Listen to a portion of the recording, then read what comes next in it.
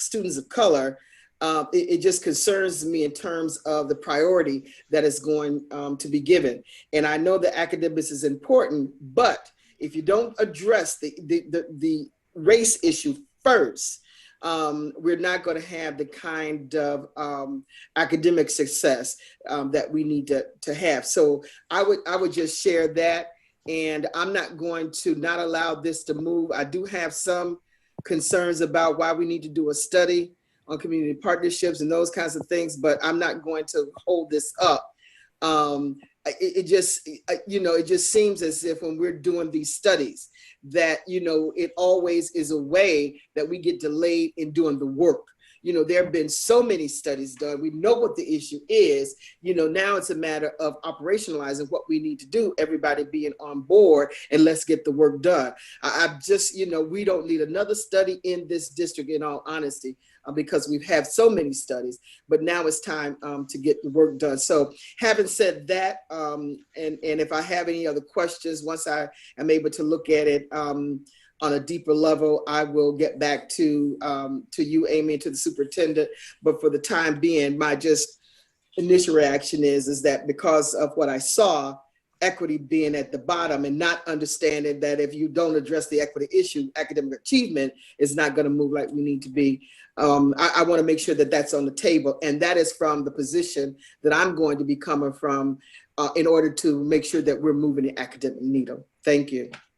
Thank you so much, Vice President Elliott. Thank you. Is anyone opposed to us perhaps reordering the goals? Are there thoughts on that from anyone else? Let me look at our participant screen. Commissioner Powell, I see your hand. Yeah, I couldn't agree with Elliott more in terms of optics of it with equity at the bottom. And in reality, they compete against each other on equal grounds. On the one hand, we come up with this money-saving solution, and then we realize that solution creates inequities. So that's the tug of war between those two. Very often, that's the tug of war. So I'm not sure if, I think it's important that we simply state that the goals are not in a priority order, that they don't reflect, that none of the three goals has a higher priority than the other.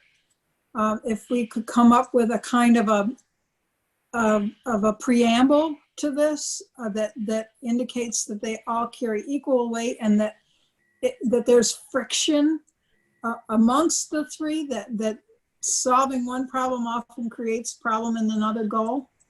That some kind of a preamble might be the best approach. Thank you for that input. Thank you. Are there any other hands? I'm looking. Yeah. I just want to go on the record saying is the changes I seen in the bottom one in reference to the legislative breakfast. It is reflective of what I had requested, and so I'm satisfied with that. We have Kalia to thank for that. She made all those changes. Thank you so much to our board clerk. Much appreciated. So I think moving forward, I don't know, how do people feel about having some type of preamble as Commissioner Powell has suggested, or although we know that no single bullet carries more weight than others, perhaps I'm not opposed, of course, of moving number 3 to number 1 if people are comfortable with that. But I can understand both points of view. Are there any thoughts about perhaps changing the order of things?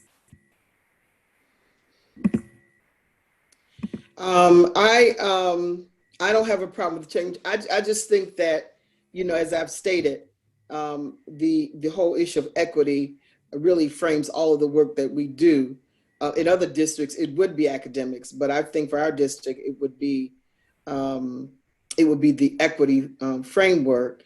And, but I have no opposition to Commissioner Powell's recommendation of doing a preamble as well. So either way is fine with me. You know, I just want to make sure that that in the visual, and maybe we should put it first, but in the visual, that you know, people are going to look at it and think that, you know, we're just, you know, putting a low priority on the issue of equity in our district. So thank you so much, Vice President Elliott. I'm inclined to say that I would love to see it, although I see what Commissioner Powell is saying. I'm inclined to perhaps move the equity piece to the first bullet, recognizing that no one bullet stands above another. Or, I mean, we could certainly put a preamble as well in there to make some sort of compromise. But I'm inclined to agree with Vice President Elliott on this. That should be the focus and core of our work. Agreed. Commissioner Ward? Yeah, go ahead. I'll take Commissioner Elliott's point one step further and say, not only is equity always at the bottom of the list, but our advocacy for adequate funding is the third strategy among the goals. So literally the last thing any of us pay attention to, the last thing any of us give our energy to is advocating for adequate funding. Well, except maybe Commissioner Adams and I are always on about it, right? But as a body, we have not put in the time and energy towards advocacy for equitable funding. Why? Because it's always the bottom of every list. So I guess I'm suggesting if we reordered the list to put equity at the top, I would make 3C 1A instead of 3C. I'm certainly not opposed to that as well. Let me look to see if we've got more hands. I saw Willa, that's obviously an old hand. All right. So are there any other comments or suggestions at this time? I think we can easily reorder most of these. Do we need to reorder it, Kalia, prior to moving it towards the business meeting? No, you can move as amended. Okay. So I guess if there aren't any further suggestions, I would offer that we advance this to the full body with changes as suggested. Okay, perfect. So if there's no further discussion, I'd like to move that we move this forward for resolution at our October 22nd business meeting with changes as suggested. Can I get a motion, please? So moved. Second. Thank you. Do I need an all in favor at this point? Yes. Okay, all in favor of moving this towards our business meeting on the 22nd? Say aye. Aye. And do I have everyone who said aye? Looking here, it looks like it. Perfect. Well, I just really want to thank my colleagues for this work, and I need to offer a very sincere and humble thank you to Ms. Kalia Wade, our new board clerk. Your continued efforts are much appreciated. And with that, I hand the gavel back to Vice President Elliott. Thank you. Thank you. We will turn the gavel over to Commissioner LeBron, who's chair of our Finance Committee. And I just want to also recognize that President White is signing back on, so he's also back. He's also in the meeting. So. All right, thank you. Before we officially get started, I do want to introduce Rebecca, who is our parent rep for the finance team. So thank you to her. She's also joining me on the finance preview meetings. And hopefully you'll learn a lot and bring a lot and ask a lot of questions. And certainly take a lot of question asking away from me, because I certainly ask a lot of questions. But I just wanted to welcome you to the team officially.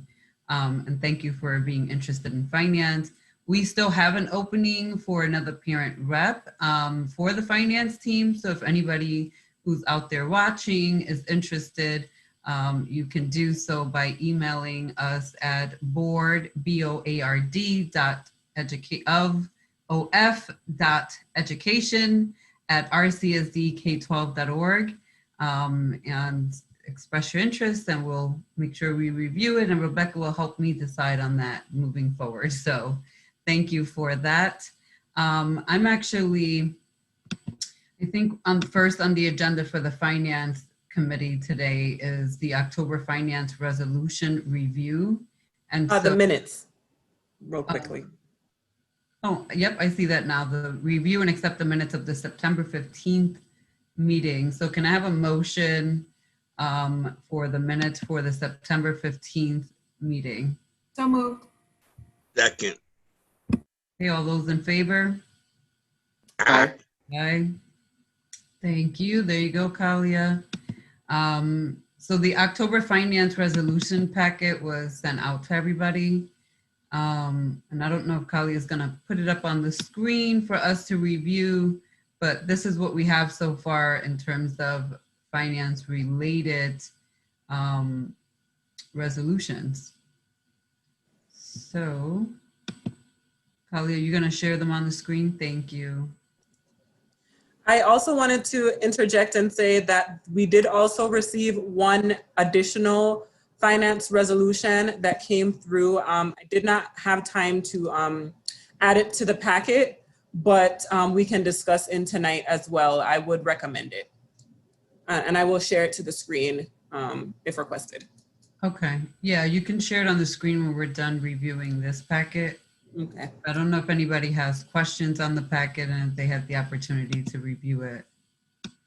So right now we're discussing resolutions 425 to 431. Does anybody have any questions on these resolutions that they want to address now? No questions? Okay, well, we're going to move right on along the agenda because we have a long meeting tonight. Kalia, can you add on the screen that addition resolution so we can review it now and then ask any questions we may have before the board business meeting?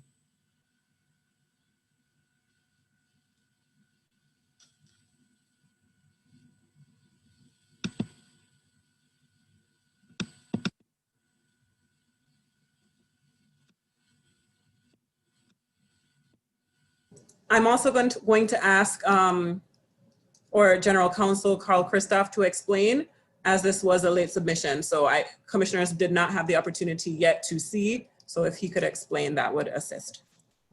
Okay, thank you.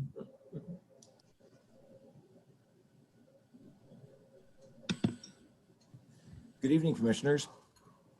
Good evening. This is a resolution that deals with a computerized program commonly known as Frontline. And it's the program by which essentially our special education department keeps all of its records and makes all of the needed changes that need to be made to reflect the needs of the schools with disability or students with disabilities that we serve. It has been functioning for quite some time. However, due to some procedural glitches that we are certainly going to be discussing internally, it was functioning in these areas without the formal approval of the board. Although the board, incidentally, has approved another contract with Frontline for translation services, as opposed to the kinds of services that are listed in this resolution. If this current contract is not authorized, the folks from Frontline have rightfully told us that they will simply discontinue the service if they aren't going to be paid for it. Such a step on their part would be, and I don't want to over dramatize this, but I think the word disastrous would certainly be applicable. We would be placed in a position of not being able to properly record the some 6,000 plus transactions that need to be recorded with respect to each of our students with disabilities. So otherwise, this resolution is certainly in order. The costs and the need to spend this money has been well justified, in my view, by the originators of the resolution. And so I would recommend that it be forwarded to the board for action on the 22nd. If there are any questions, of course, Yeah, I was just about to ask if anybody has their hand raised. I can't see any hands raised so far. Well, thank you, Kalia. Well, I do have a question, Carl, because I need to understand whether that was actually budgeted for. I know you just said that they've been kind of performing the work without a formal resolution and an approval process for it, and we've been utilizing it. But was that budgeted already in our budget?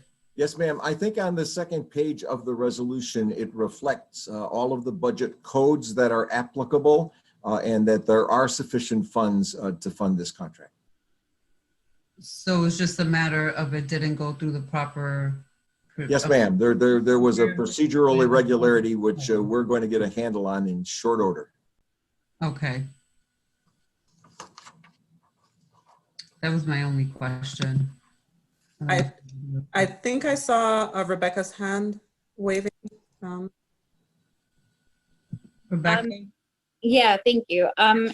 If this wasn't the program that the district uses, what would happen to that information? How would that information be managed? I would suppose the only thing remaining would be to do it somehow manually, which it would be next to impossible given the number of transactions and the number of students concerning whom the transactions would have to be entered.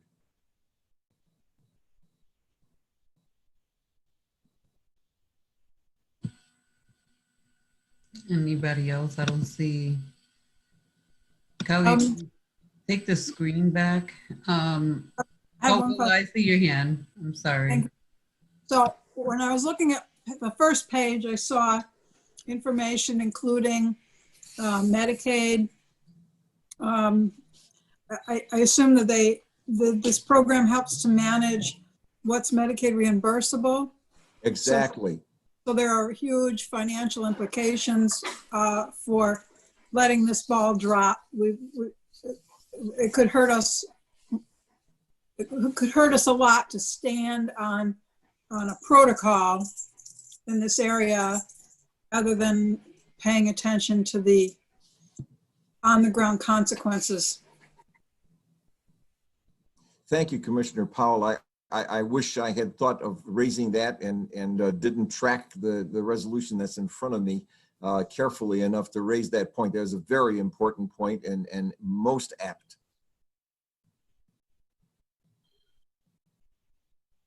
Okay, I don't see any additional questions, so I'm going to turn it over to Carlene, who is going to be presenting our financial overview.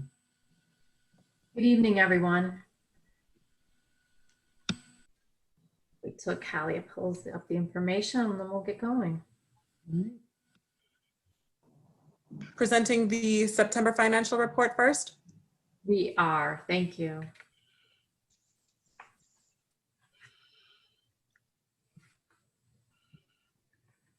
And what's going to be interesting about this report is that it's going to dovetail nicely right into our presentation this evening. So I will try to bring to your attention those areas to keep an eye on, so to speak, as we move from one document into the other. And before we get started here, I know that there's been some concern with regard to where are these numbers coming from, that type of thing. And so this is my attempt to show you. And again, I'll reference back to it.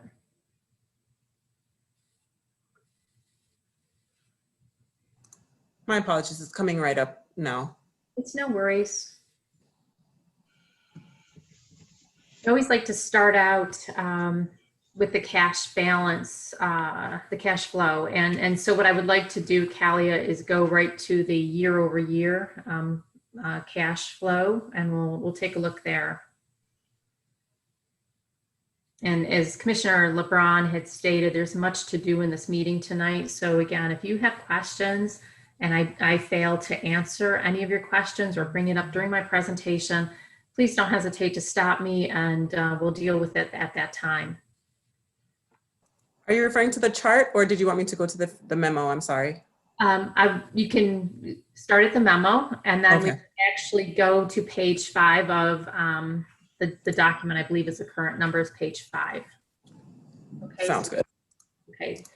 Just to kind of walk Are our we- Okay, here we go. Okay, so again, if you go to the actual, let's go up a little bit on the memo. Oh, do you want to stay on the memo? I was just going to walk down through, Kelly. I'm Okay. sorry. Sounds good. I just want to make sure that I get the page numbers in alignment here. So the actual cash flow projection is on page 2. And so that's where we will start. And again, these two documents just tie together between the cash balance and the cash flow projection. So we'll go to that document. Okay, so the next one down, there you go. So what I like to focus in on here again is month over month, year over year. And so now we are currently looking at the September column. The top column is going to represent the 2021 fiscal year, and the bottom portion of the spreadsheet is actually going to be the 1920. And again, apologies for being repetitive, but I just want to make sure we're all in the same place. So because of the RAN infusion, if you will, you're going to, and plus our much healthier starting balance in July, our cash position looks to be in a much better position than what we were a year ago. However, what we need to realize and keep an eye on is, again, what is our state aid doing? What are our grants doing? And what are our obligations doing? So our money outflow, disbursements. And what you're going to see is that, and I would encourage you to keep an eye on this from meeting after meeting, but I would really appreciate you keeping an eye on grants, because even though right now we have received the state aid that was due in September, what we have not received, to take a look at the grant line, is take a look at year over year and the difference between August and September on that grant line. So where we did indeed receive the 20% payment for the September state aid payment, we have not received the same amount that we need to receive, or we have not received the full amount, if you will, for the grants that are due to us. So we need to keep an eye on that. Grants currently are running approximately 20 to 30% in a deferment or a reduction. We do have grants that are not yet approved. So again, I just ask that you keep your eye on that. On the other side, with the accounts payable and payroll, you're going to see a drastic reduction. And again, this is a false reduction, if you will, because of the COVID remote environment that we're in and decisions that needed to be made as we move forward with our vendors, as well as with employees.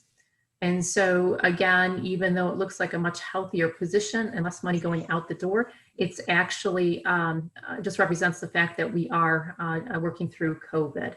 So that's again what I just wanted to bring your attention to, that year over year change.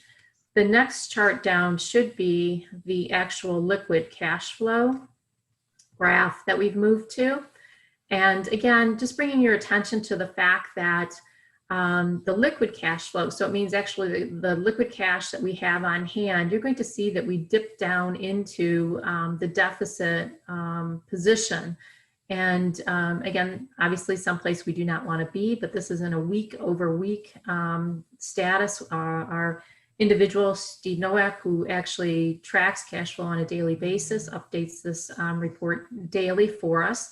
And so right now we are moving still towards that deficit cash flow position. And that's absolutely matching the cash coming in to the cash going out. So we want to make sure that we are covering such items as all of our contractual obligations. And that includes not only our obligations with our vendors, but also our obligations with regard to our employees and payroll.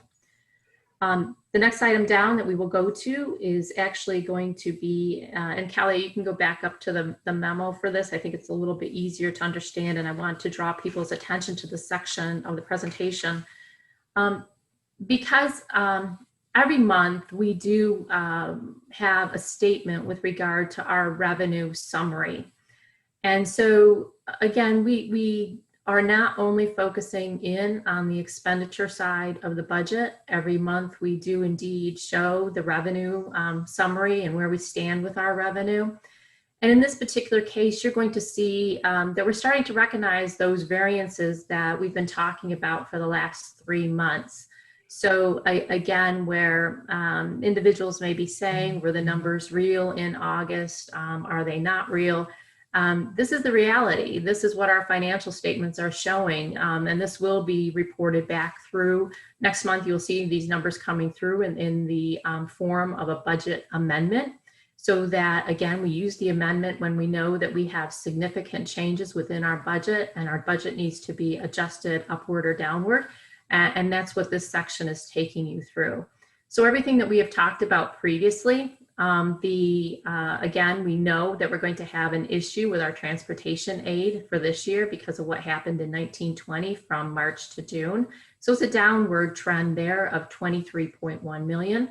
We also have been discussing the reduction in our E-rate program of approximately 173,000. So there's that number. We did have a premium paid to us with regard to our RAN. So that's one of the positive numbers we have here, 1.3 million, and we'll take any of those positives anytime they come along. And then we've been talking, seems like unceasingly, with regard to our CARES money and how we had booked the money of the 29.1 million. And again, that just goes into a greater detail on how that money will be reflected next month through the amendment. And if you can take it one more page, Kalia, we have a little bit more to go there. You're going to see, again, nice other positives here with regard to 2 additional grants that we already had talked about, the grant of the 460,000 in July. For optics, and then we had additional 423,000 coming in. We have been talking about the negative 3 million as an impact to food service that will be reflected in the budget amendment as well. That's the best projection we have at this point in time. And that, of course, is due to the decrease in the participation rate. It's important, really, really important to note here, because as we're showing you these revenue adjustments and the net of those adjustments will be brought forward to you, we also know at that November meeting, we're going to need to have to show you where are we offsetting all of these expenditures, what expenditure line items will have to be reduced to make sure that we have a balanced budget. We cannot present to you anything less than an absolutely balanced budget. So we're going to have to tie it back in and bring those reductions forward to you next month. And I just wanted to put a note in there that we absolutely are continuing to work on our budget adjustments so that we can present to you a balanced budget next month. So if we can go down a little bit. The appropriation status report, we're talking at our pre-meeting at how much paperwork lately we have been sending your way, and it gets to be a little bit overwhelming. We made the decision to go forward with the form that it appears that you had a preference to, and that's the much condensed form. I am completely, as is my team, completely flexible to your needs here. Whatever you would like to see, if you have one preference over the other, we're happy to accommodate, but we tried to stick with the form that you had made known last year when Bob was in the CFO position, the one form that you preferred over the other. So again, it's going to be the rolled up form where you have, it's much condensed, if you will. However, if that's not your preference, we're happy to go the other way. It's whatever you want to see. So Kali, if you can go down a little bit more, thank you. All I stated in that section as well is that the numbers in the appropriation report, the expenditure side of the report, will be adjusted to match the revenue changes next month. The capital project reports, really no movement there per se. Again, so that's just the H fund and the K fund that was included within your packet.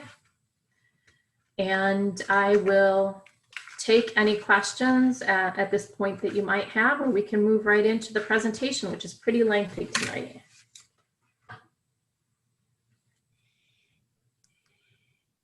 We good? I don't see anyone's hands raised, Carlene, and I think folks probably have a lot of questions about the presentation itself. So we'll just go right into it. Okay, let's do it. Yeah.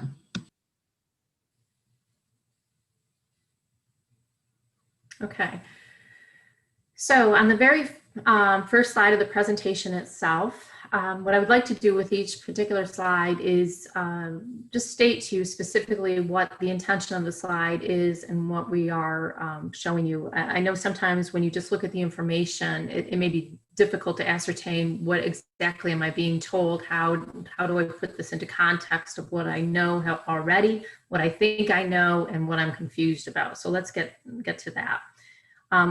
As we have been doing in several of our last meetings since I started, which my first day was almost exactly 2 months ago now, we have been bringing forth what we raised to be areas of concern with our current financial affairs.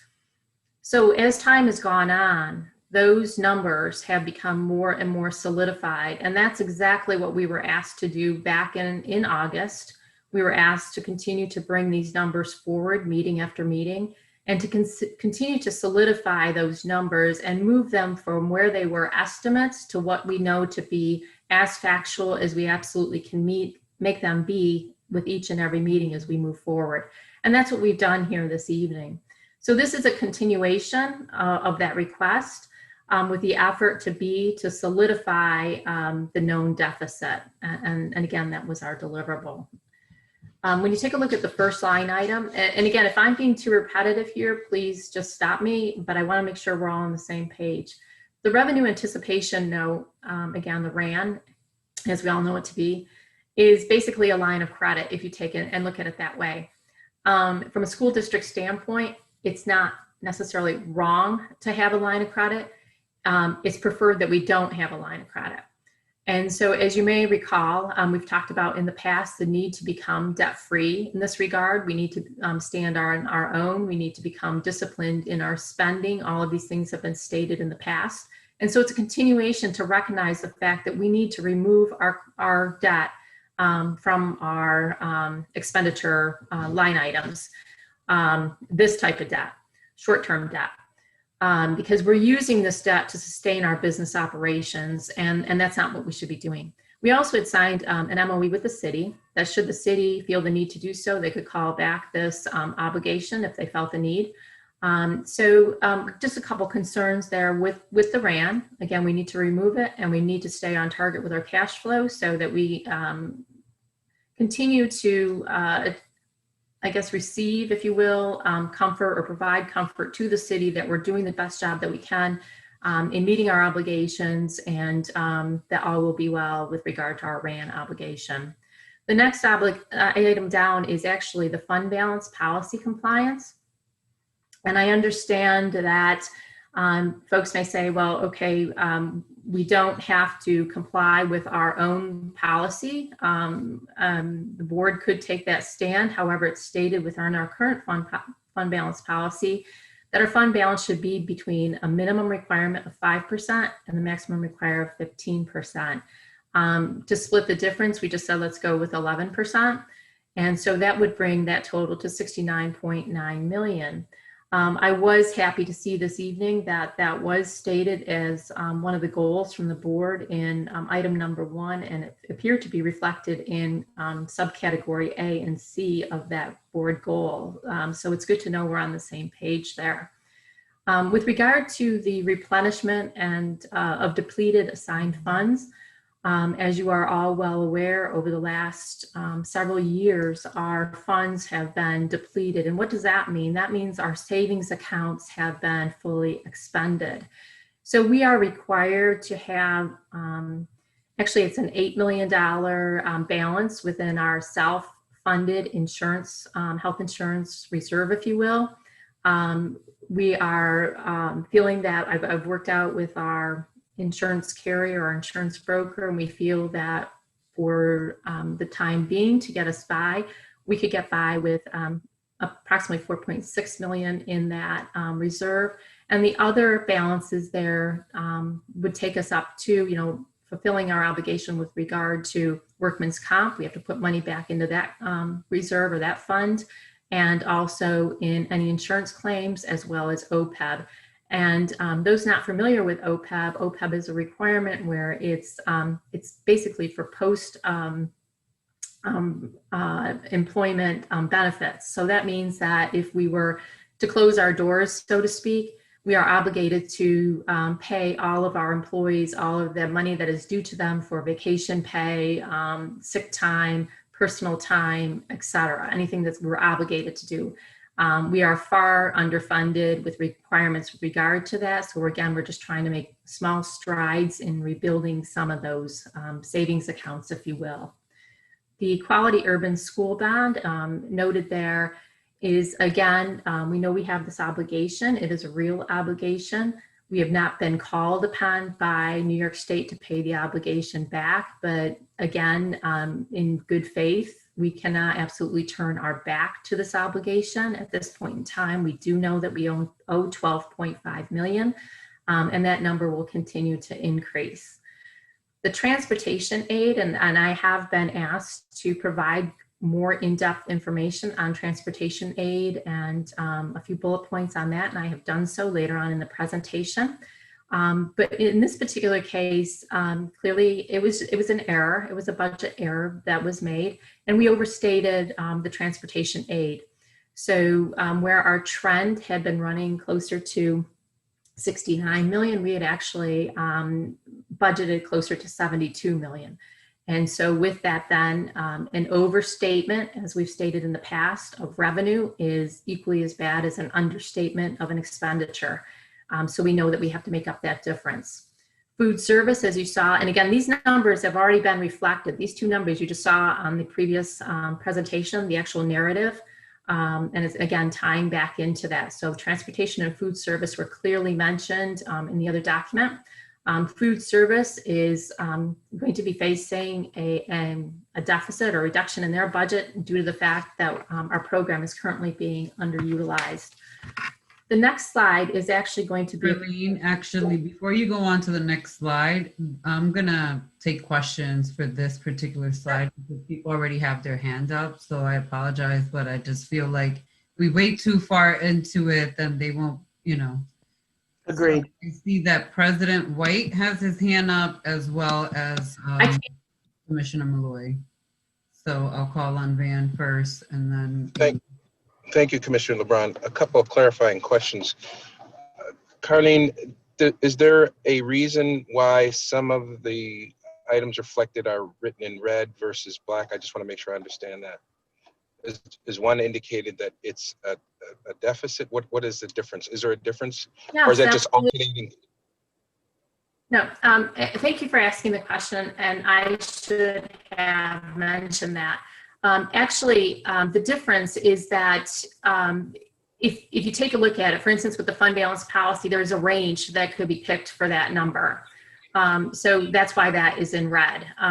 Even though we are obligated to comply by our own policy, it gives us a range in which to work from. So it's 5 to 15%. We went with 11%, and I will be absolutely explaining why we went with 11% later on in the presentation this evening.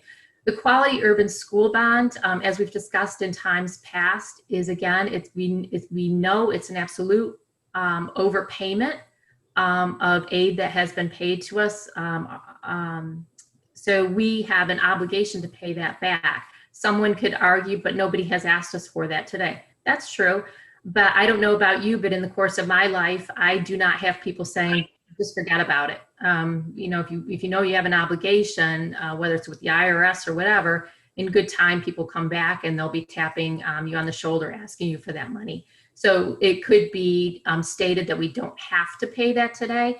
I'm just letting the board know in good faith that it is a known obligation, and however we decide to address it, we will address it under your directive. Okay, all right, so I just want to go back up in the reverse order. I'll be very quick. I'm sure I know I will have additional follow-up questions or concerns. But with respect to the quality urban school bond, I'm in agreement with you that it is an outstanding liability. There's no reason to run away from it. But it's good to know that it's there. We talked about this previously, whether there should be some more proactive engagement with the state or the owner of the debt about whether it could be forgiven. Since it's all on the open, again, I'm not trying to engage in any conversation about any one of these items, but at some point, I think the board ought to talk about just identifying who the creditor is and seeing if we can get some relief from that. And I don't want to talk about whether that will happen or whether it won't. I just think since it's there, we shouldn't necessarily assume, because there are plenty of instances where the IRS and in this environment in particular, landlords walk away from debts that are owed to them. So I don't think we should preclude that. It's good to list it on there, but I think we should be a little more proactive in speaking to whoever. Is it the state, Carlene? I think it's the state, right? Yes. Yeah. So that's just food for thought. Going up to the replenishment of depleted assignment funds.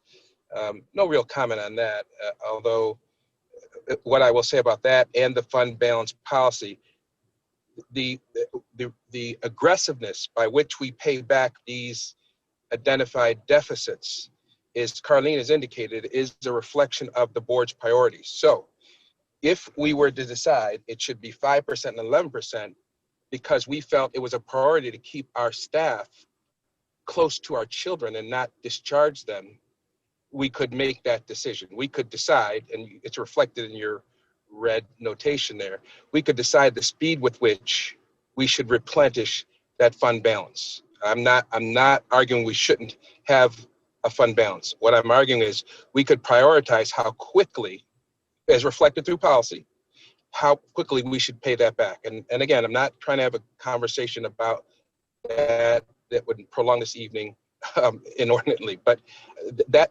11%, that policy is a reflection of board priorities. And if we're in a unique situation that we're in right now, which at some point we may have to decide to get rid of, some might argue, essential staff, vis-a-vis keeping an aggressive attempt to pay back or to put money into that fund balance, the board might decide in its discretion that wasn't as great of a priority as keeping staff in there. And then the final note that I would make is the revenue anticipation note. Carlene, I've never really understood this. That revenue anticipation note literally stands for what it is. It's a note in anticipation of revenue. So the question that I asked before, and the question I'll ask again today, is I understand it's an obligation that we must pay back, but it's a secured obligation, is it not? It's an obligation that we got the note because they knew we were going to get the money. There is a difference. There is a debt connected with that. And that is whatever interest or whatever cost we pay the city, but it's not $86 million. Does that revenue anticipation note not reflect money that we will get? So I don't understand why it's listed. I understand why it's important to keep it in our eyesight, but it seems to be listed as a debt for which it's not secured. And I think it's important the community understand, unless I'm wrong, that $86 million is a secured debt. We will get that money back. So the debt really is the difference between the note and the cost of securing that note. Now, if I'm wrong on that, you'll let me know. I respectfully will let you know. If you back up, Talia, please, to the, can you take us back to the other graph where it showed that we will be facing an absolute liquid cash deficit in February of next year? The concern here is that, yes, we received the cash in. yes, we are using that cash to help us pay our obligations. We want to stay away from it as much as possible. But the fact of the matter is, we're showing you, and I mean you, the community, where we are dipping down below the amount zero there with regard to our liquid cash position. So we have to be able to pay back that obligation in June in full, plus interest. So that's the concern, sir, is that we need to make sure we are pulling ourselves somehow out of that negative cash flow position so that we can pay our debt back. You are right, it's in our bank account, it's there now, but until we get all of those negatives up above that line with zero, that is the concern. But I guess my question is, and Commissioner LeBron, I'll conclude with this, and Carlene, we can discuss it offline. My question is, and maybe we need some kind of policy that would say, if we, in the future, God forbid, we would have to do this, if we get a revenue anticipation note, which reflects the fact that somebody, usually another level of government, is going to give us money. If your concern is that that money may not be there, perhaps then we need some kind of policy change that says that if you have a revenue anticipation note, the money, when it comes in from the governmental entity, whether it's the state or the feds, whoever money is gave us a security to get that note, that we don't touch that money, that it's paid directly to the lender, right? What I'm saying is, and again, for the layperson, the title describes what it is. It's a revenue anticipation note. So are what you're saying, and we can talk about this offline, that we're taking that money and using it for other purposes? And so let's say the states give us X amount of money. That was the money that was secured to get that note. Are we not paying the state or the city or the bondholder back right away? Is that what we're not doing? I'm respectfully asking if you want me to answer the question right now or to take it offline. I'm trying to understand. Would you like me to answer it right now? We could take it offline, because I really want to get into this issue, because that's an $86 million reflection of the hole that we are allegedly in. And that, to me, the title cannot be reconciled with how we're describing it in terms of our debt. But I would like the opportunity we can set aside some time and talk about it, because I know my colleagues have questions too. In short, all I will say, and I would be happy to take this offline with you further, but the fact of the matter is, if we lived within our means, meaning within our budget, we wouldn't need a RAM. So we are overextending. We are waiting for revenue to come in to help us. We're trying to borrow money ahead of time to wait for revenue to come in to pay our debts. If we followed our budget and stuck to our budget, the parameters that have been given to us, we wouldn't need a RAM. That's the point. Carlene, the city doesn't pay us when they're supposed to. Everybody knows that. The state doesn't give us money when they're supposed to. So it's not necessarily a reflection of us not paying our debts. It's often, and I know this is the case to be the city, they're on a different time frame than we are. So sometimes we get the money in advance because the people who are supposed to fund us, they're not synchronized with us. That happens a lot. And in the past, I know revenue anticipation bonds were connected with the fact that we were not synchronized in terms of our budget schedule with the city. So they would wait to give us money when we needed the money right away. But again, we can take it offline. The concern to add to that, though, is the RAND anticipated and RAND anticipation note for last year was 50 million, and this year we've increased it to 86 million. At what point in time do we say we've maxed? But that doesn't change ultimately the nature of it, which is it's a revenue anticipation note. It's not a debt, except to the extent that the note, there's some charges associated with the note, but the note reflects income or resources, as Gatsby calls it, that we are entitled to. So I need to jump in to just clarify, because I realize and recognize that a lot of people in this community are also watching this.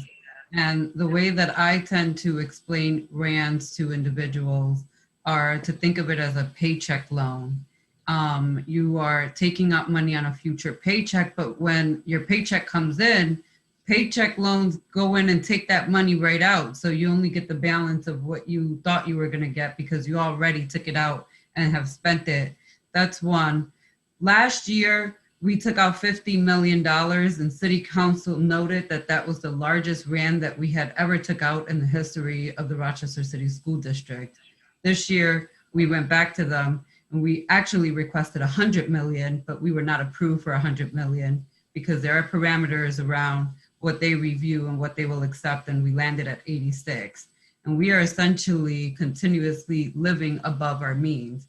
A RAND is not just revenue. We are taking out on revenue that we're anticipating that's coming in. But once that revenue comes in, we've already spent it because we borrowed it with interest, which further puts us into debt because we have to pay that interest as well.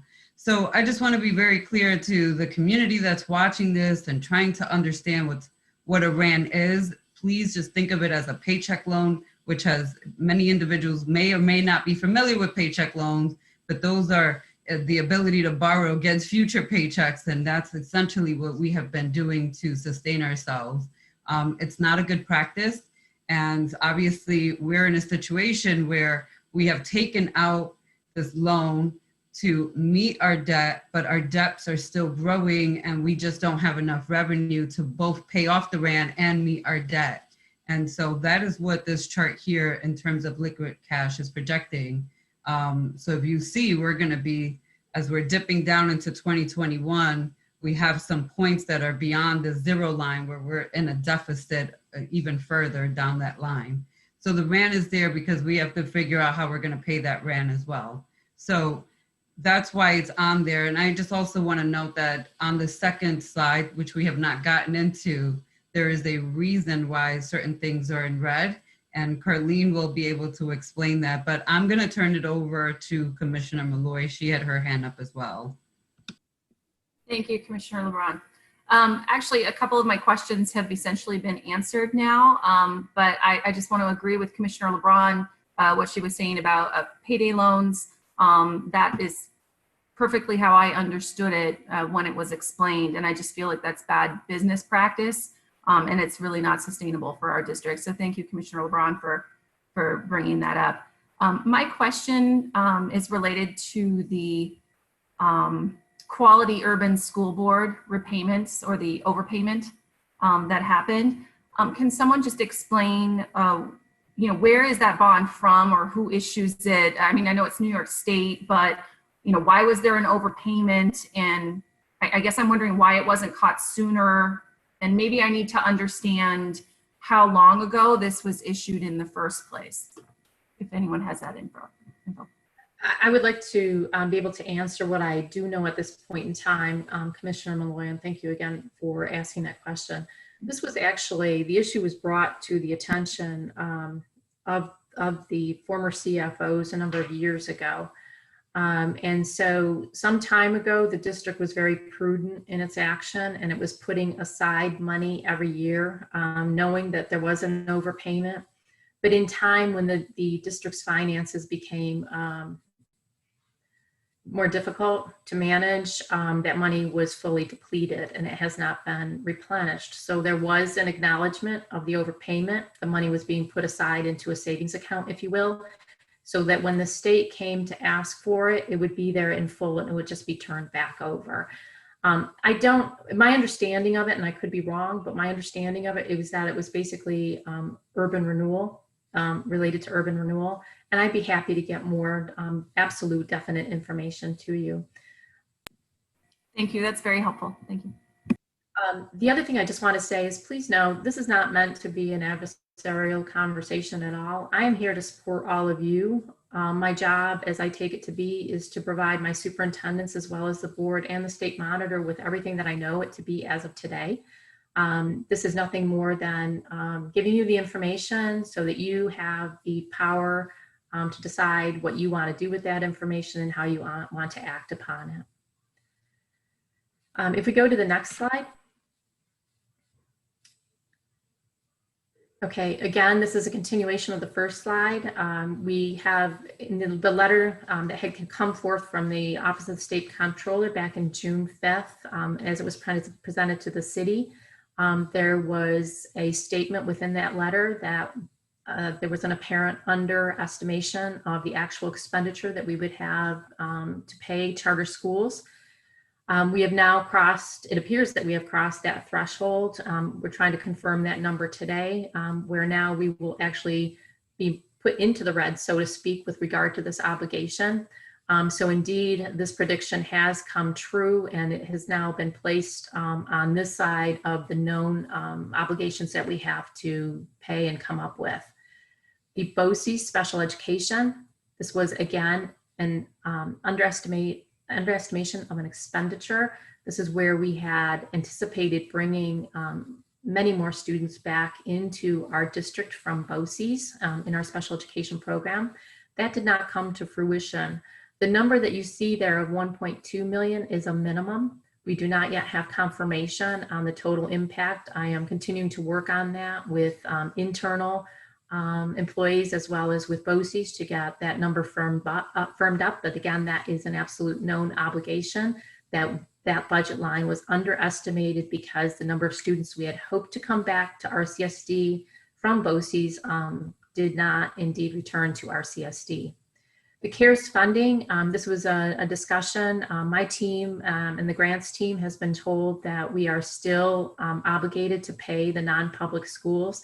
This was as recent as last week. I had confirmation again that we still owed that money. I realize that there's legislation that may be out there. I don't know if it's a difference between the state portion and the federal portion, but we are continuing to research that to see if that $595,000 is still due to the non-public schools. To the best of our knowledge, based on what we were told by the state, it absolutely is. But again, it'll stay in the red, if you speak, or in a highlighted color, whatever that color chooses to be, until we have that absolutely confirmed and verified. The RTA retro pay was underestimated by $400,000, so that's why that's listed on here. We do have our severance pay obligations, again, contractual obligations that we pay at $397,000. And our E-rate has been stated, in the previous report tonight, that was showing that we did have an overstatement of revenue, and that showed up in that revenue section. And we're now looking at $173,000 of an overstatement of revenue. So the bottom line here, President White had asked at the last meeting, show me what the deficit is in real numbers, tallied. So if you will, the 117 million can be claimed as real.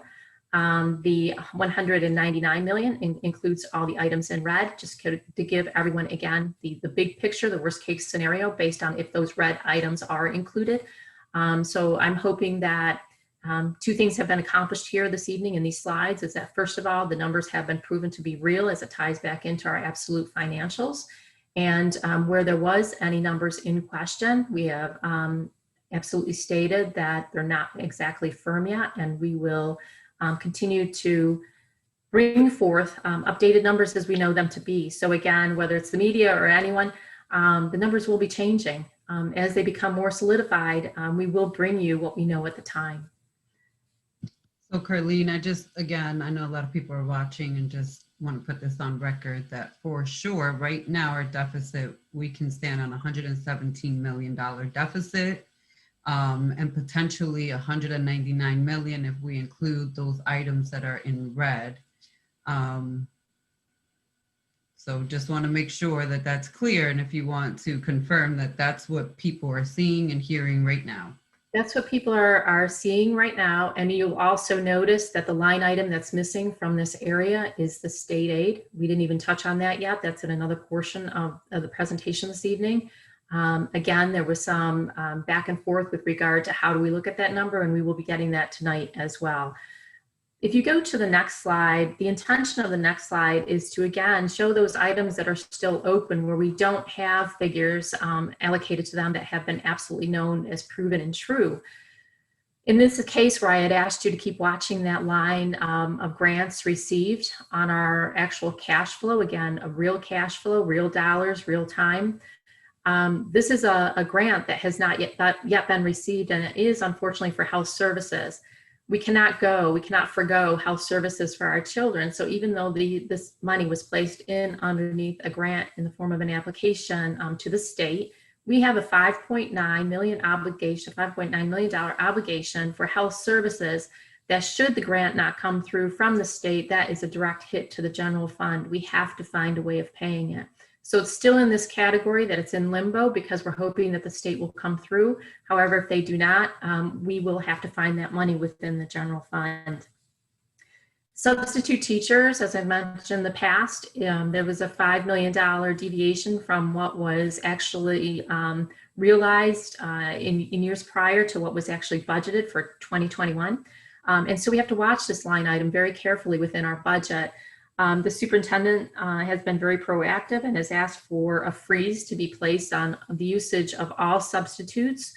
We are getting somewhat of a reprieve, considering the fact that we are in a remote learning environment. And we are also, every time a substitute teacher is hitting my expenditure reports, we're tracking it back to understand why was a substitute brought in, given the directive, and can we absolutely substantiate that expenditure. So much attention has been given to this item. Right now, as of the payroll coming up, we have expended $251,000 in this code, even though it was our hope to freeze all monies related to substitute teachers. We have listed now unemployment insurance. Obviously, we knew unemployment insurance would be a concern in the environment that we're in, given COVID. And so we will continue to watch that line item. Again, the perspective to put it in is that if we use the term of non-essential employees not being called into work, and I am clearly using the non-essential employees as defined by New York State under COVID, the actual offset to what we're seeing in unemployment insurance will be realized in expenditures, again, related to that workforce not coming in. One of the areas of offset here, interestingly enough, is workman's comp. Workman's comp has diminished significantly. And so it's good to see that there is some offset there. Contract negotiations, we have 2 contracts that are up for negotiations. We have Bente as well as ASAR. Those are unknowns at this point as to where those contracts will settle. Staffing for vacancies is another item that the Office of the State Comptrollers had brought forward to the city as well as the board on June 5th, stating that we had to clearly and carefully watch our vacancies so that we don't overfill or fill to a capacity beyond what had actually been budgeted. And so right now we are working together with our new Chief of Human Resources to make sure that we are staying within proper guidelines. And that's a priority for both he and myself. The reduction in transportation usage, again, there's another section within this presentation this evening where I will go into greater detail. And I'd be happy to do that because I understand that transportation aid can be somewhat confusing, and I want to make sure that you have the information you need as you're speaking to the media as well as to the public. So if there's no questions, I'll move on to the next slide. Okay, state aid dilemma, and I am calling it a dilemma because where do we settle on this? Similar to the fund balance on the state aid, what number, pick a number, where do we land on it? Some people are stating that we are too aggressive at using a 20% deferment or reduction in our calculation. Other people are saying that if we use 10%, we are being much too optimistic. And the reason that we need to carefully watch our state aid and our calculation is, and you'll see this in the slides to come, just how much impact we have. And Commissioner Powell brought this up in one of our other meetings, but just how dependent we are upon state aid as compared to some of the other districts within New York State. The other thing is, and again, we keep saying this, but we have expended all of our reserves. We have no savings accounts to fall back on. So other districts that can say we will only go with 10%, we'll go with 5%, we'll go with 1%, they have reserves to fall back on. We do not. So if we are hit with a state aid deferment or reduction greater than what we are planning, once again, we will be in the negative, and that's our our responsibility just to make sure that, again, you're aware of the issues that could come from not properly planning for a reduction or a deferment. What I would like to also say with this is that this decision has not been made in a vacuum. We are seeking the advice from SED. We're seeking the advice from consultants that we've worked with regard to forecasting. And so all of us are coming together and saying, what is the right number that we as our CSD community should be using? If we can go to the next slide, please. This is a slide I was referring to with regard to our dependence upon state aid. You'll see that reddish color is the foundation aid. That is our state aid, so to speak, the greatest proportion of our state aid that we are highly dependent upon. You'll also see that kind of turquoise color, I guess you could call it, down below. And this is something where when you're looking at transportation aid, this is a clear indication. You can see for the last 3 years, been running pretty steady. So when we had bumped it up a little bit, we were out of the norm or not following the trend analysis that had been shown to us in years previous as far as what we had received. So again, the intent of this slide is just to say how so dependent we are upon state aid, and that's why we've got to get it right with regard to our projection, and either the deferment or the absolute reduction in state aid has to be spot on. We do not have the luxury of having any other funds to fall back on. The next slide is I'm going to talk to you a little bit about our fund balance and why we may want to go with the 11% or even a higher number like 15%. Because when you find Rochester on this graph, I think it's going to be an eye-opener when you take a look at where we are as compared to other similar school districts, those in the Big Five, and also just other large school districts. You know, we're barely even showing on the graph. And so this obviously is a concern. Again, we don't have anything to fall back on at this point in time. With the closure of 1920, we will be bringing forward to you the numbers for the fund balance for 1920. And we will also show you where that fund balance money will be recommended to be allocated to again, just to sustain our operations, if you will, just to give us a little bit of a cushion in replenishing some of our savings accounts.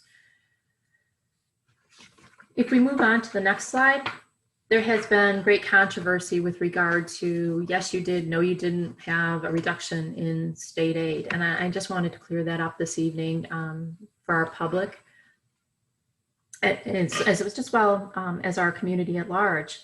And what I did on this particular slide, and commissioners, please know that you will have this information going forward, but I used the notes section on this slide for you that you can turn this on at your convenience. But what you're going to see in that, the orange part, is you can see by the identification down below, that represents the money that we did not receive in 1920. And you'll notice that it does clearly state 20%. And what I did in the notes section was I spelled it out. I spelled out where we did not receive it and how that is now comparing for 2021. It is absolutely true that we received the full state aid payment for 2021. For September, we did receive that. We did receive our October state aid payment for the lottery aid, which was paid at 100%. And so we're very happy about that. This is all inclusive, so it's food service as well as general fund. And so what you're going to see in the notes is that we did not receive all of our food service money for 1920. And what we did receive, though, or what is going forward here for 2021 is that we have not yet received the food service money due the first portion of this year. So that is, as of today, that money has not been received and we don't know the impact. We do not know what we're going to receive or not receive with regard to our food service fund. So said a lot there, and do you have any questions on that? Okay. I'm gonna check, hold on, let me just double check. I just checked a minute ago to see if anybody had their hand raised. They don't, Carlene. I apologize again that I cannot see the hands, so I'm not trying to be rude or ignore No, anything. it's okay. I can see them. I can pull it up on the screen. On this slide, I tried to summarize for you again. So the loss in state aid that we had, or reduction or deferment, whatever we want to say, in order to be brought whole, we need $3.1 million to come back from the state. We haven't received that yet. And whether we're calling it by a different name, we have also not received $1.2 million in bullet aid that we typically get by this point in the school year. Don't know if we're going to receive that or not. And as I mentioned earlier, and I asked you to keep your eye on that grant receivable line within our cash flow, again, we are recognizing 20 and 30% reductions in our grants as a norm. And we are also seeing non-approvals of our grants. So that is a direct impact to the general fund. So the quotes that have been made by the press that, nope, we're not reducing your state aid, that's true. It's not been reduced, but there is impact to the district, and somehow that has to be made up. That is money that was put into our budgets. Anything that we are acting on within the special aid fund where we have not received 100%, we're going to have to figure out, just like that 5.9 million in the BOCES Health Services, how are we going to pay for that now? We had to go forward with it. And so truly, if that grant does not come true, that is a direct hit to our general fund, as it is with a 30% reduction in UPK. We have to be very careful in how we're moving forward with our grants. So again, I'll be happy to answer any questions you might have here, or feel that in some way, perhaps I'm not looking at it correctly. I'm happy to take any questions or comments. I'm gonna check again. Hold on a second. I see President White's hand up.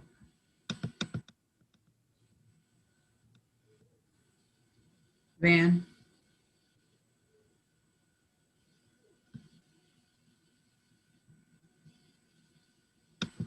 Hello, Carlene?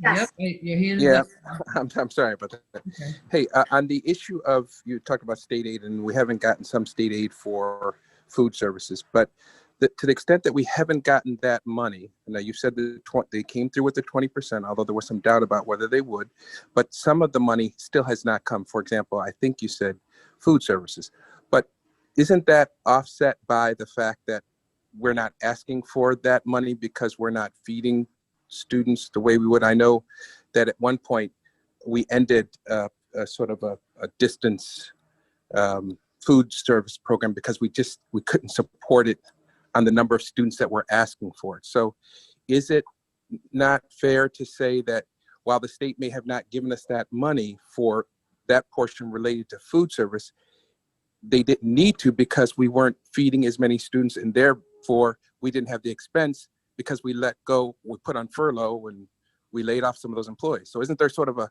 corresponding offset on that particular issue? But it was budgeted for the full amount for this year. So you have revenue as well as expenditures. And so then you have to actually take into consideration when is the revenue coming to offset the expenditures. So typically with aid, it tends to be delayed. And so it's 1 year looking back on the previous year. So in the case of transportation aid, and that's actually a good segue into the next slide with regard to transportation aid.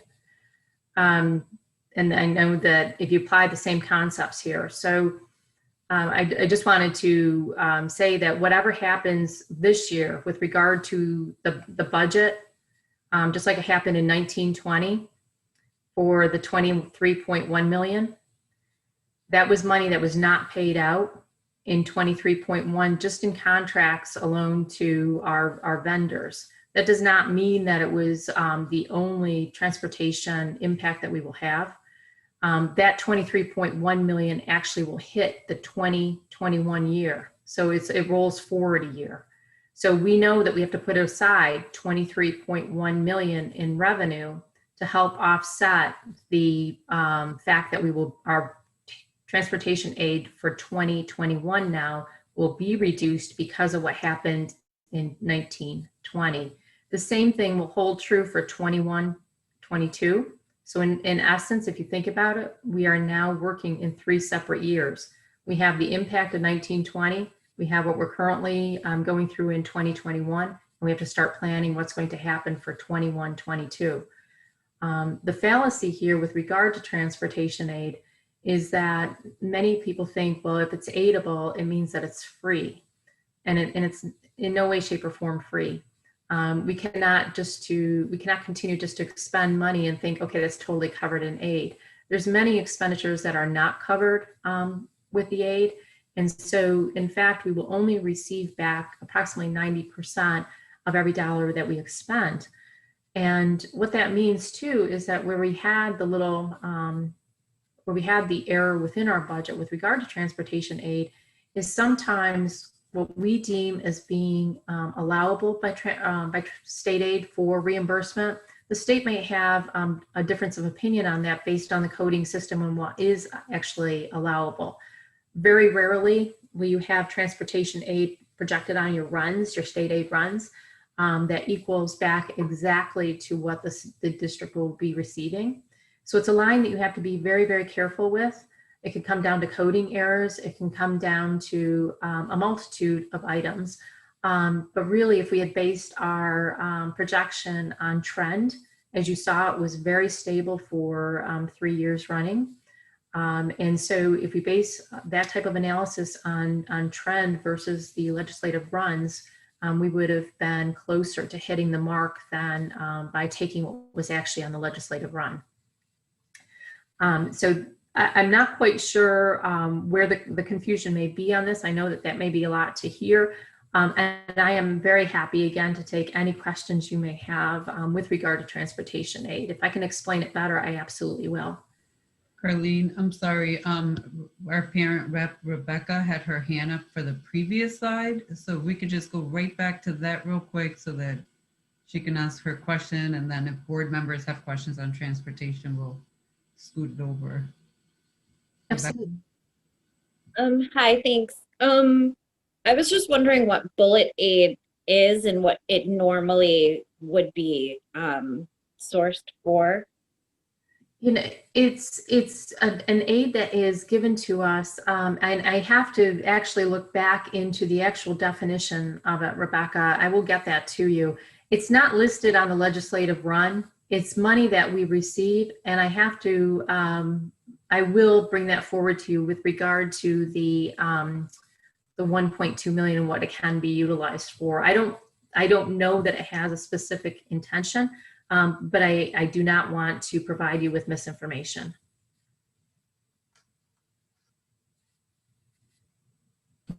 So Rebecca, we'll make sure that you get that. And then if you want to, in the next finance previews too, have further discussion around it, we can also do that there.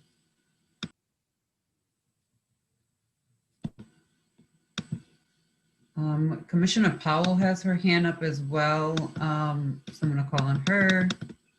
Okay, thank you. On the bullet aid, I'm going to take a stab in the dark here.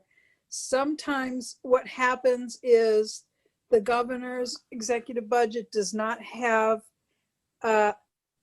enough aid to cover our health services, our school nurses, and the legislature will make up the difference with bullet aid. It may or may not be connected to our school nurse aid from the state.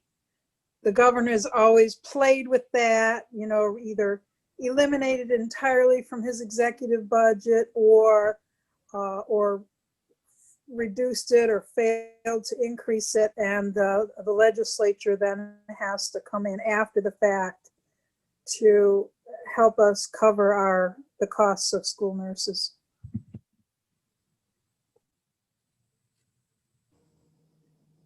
I just did receive a clarification, and it appears that it actually is going towards, it could be towards libraries. And so, again, I will get a more defined definition for you and usage for you. Okay, let me just double check for any hands up. I don't see any, so I think we can move on back to the. Commissioner LeBron? Yeah, the host Yeah. muted me by accident, I think, but can we move on to the transportation side? I had raised my hand. I had a question. Can you hear me? Yes, you have a question on this slide or transportation? It was on, I think she already referenced transportation, but I can wait, but I thought she already No, talked about this is the previous slide to transportation. You have a question on this slide? Yes, yeah. Okay, I so think we'll it stay here relates to that. before she moves forward. Yeah, so Carlene, I think legal says that we saved, and I put that in quotes, air quotes, about $17 million from, let's say, and legal will correct me if I'm wrong, I'm sure, but let's say at the end of last year, right? But I realized that's not a savings because, as you pointed out, transportation aid is reimbursable. So we're not saving $17 million, but there is a local share, if you will, that we have to pay. Is that considered to be a savings for the district? I'm conceding we did not save 17 million. That was what the state would have given us had the year been the typical transportation year where they pick up kids and they drop them off. And they would have reimbursed us the subsequent year to that amount, but that didn't happen. But what we did save, and I assume what we budgeted for in that fiscal year, was the local share. Does that eventually show up in the ledger on the saving side, the COVID adjustment side somewhere? If you haven't gotten to that, that's fine. But I just want to know how that and of course, that would also be an issue for the 2021 budget, because when we planned that budget, I assumed that your predecessor and his boss, the superintendent, said, okay, we're going to spend X amount of money in transportation. Y of it will be reimbursable, but a portion of it we will have to spend. So I'm not sure if you're at that portion of your presentation, but on transportation, I realize the savings isn't the full 17 million, but it is the savings that the local share, is it not, or no? Okay, I'm not quite sure where the 17 million is coming from.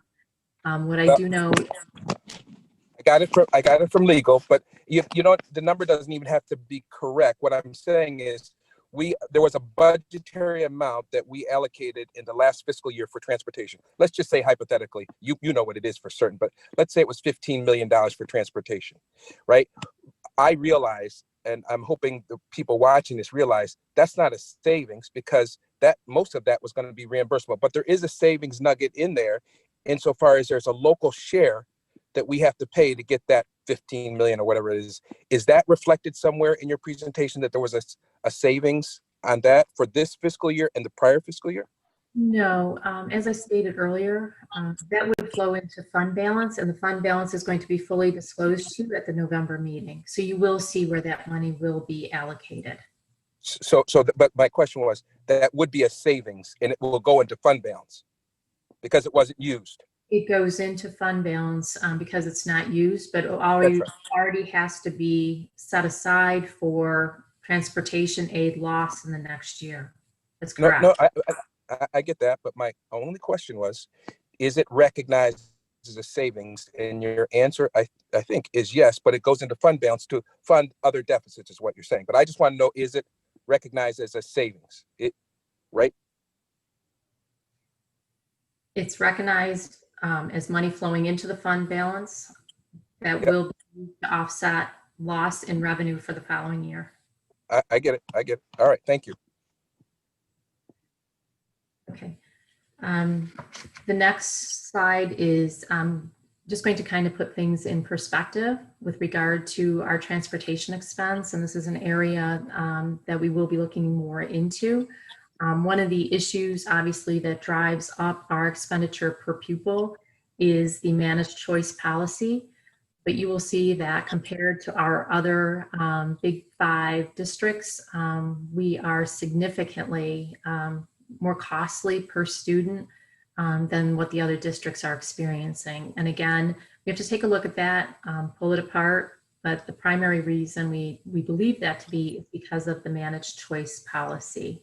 So again, just bringing information forward to you for your consideration to increase your knowledge base. And we can all work with that together as a team. We have, as stated previously, you'll see on the next slide where the superintendent has asked us, all of us, to take a look at reductions that we could possibly identify within our existing 2021 budget.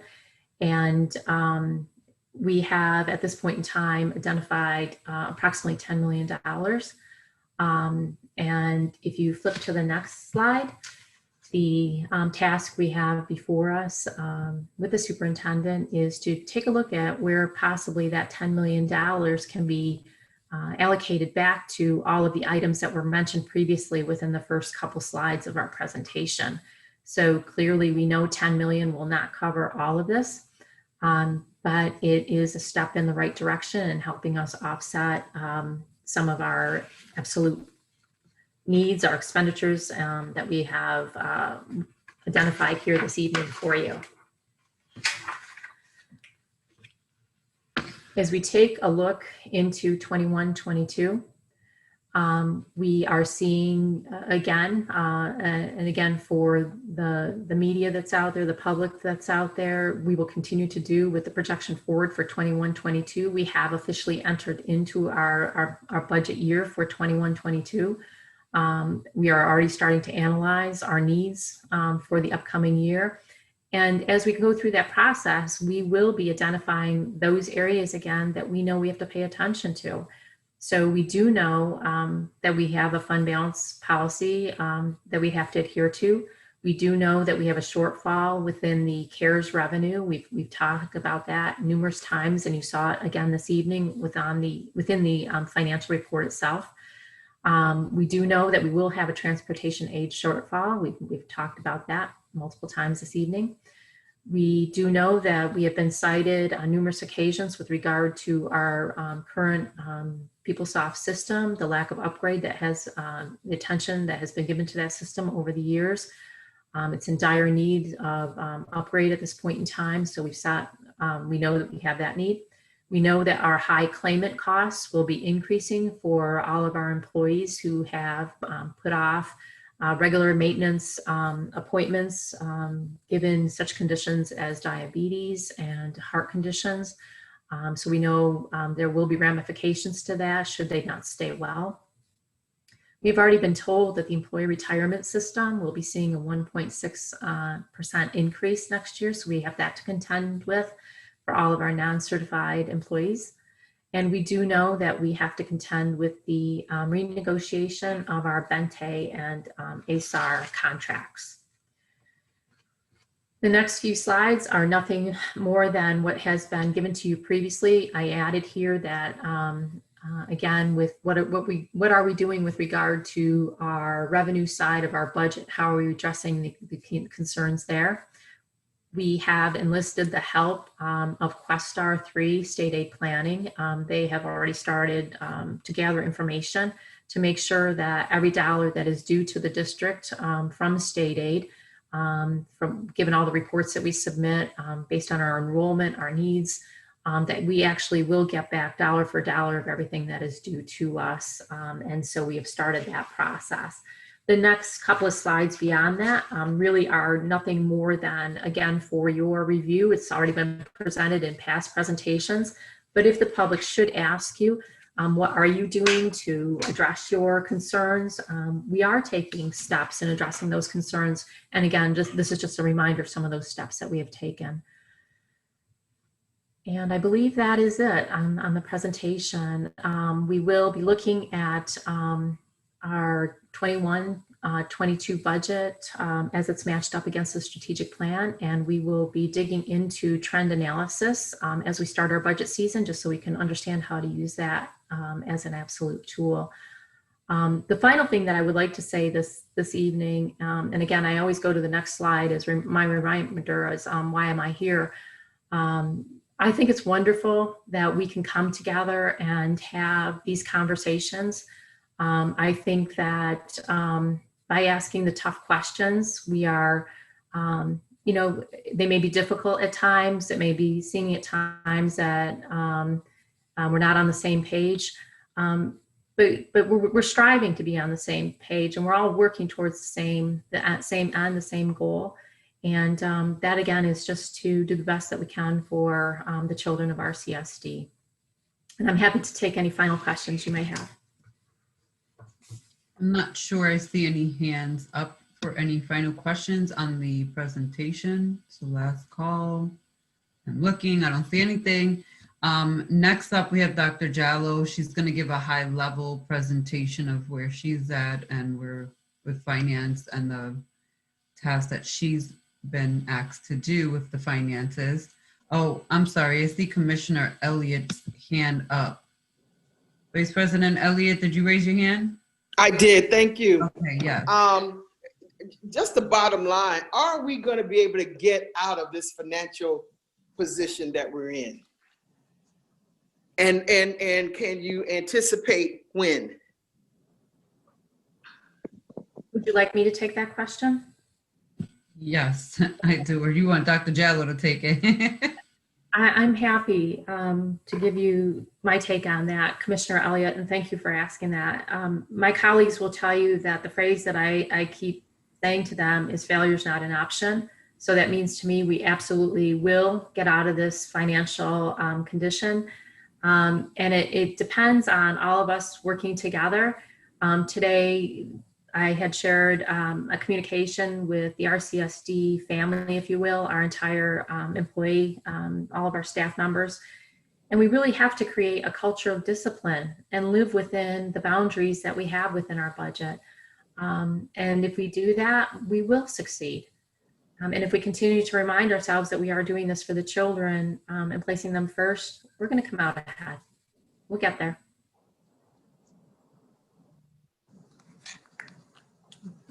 Is that it for your question, Vice President Elliott?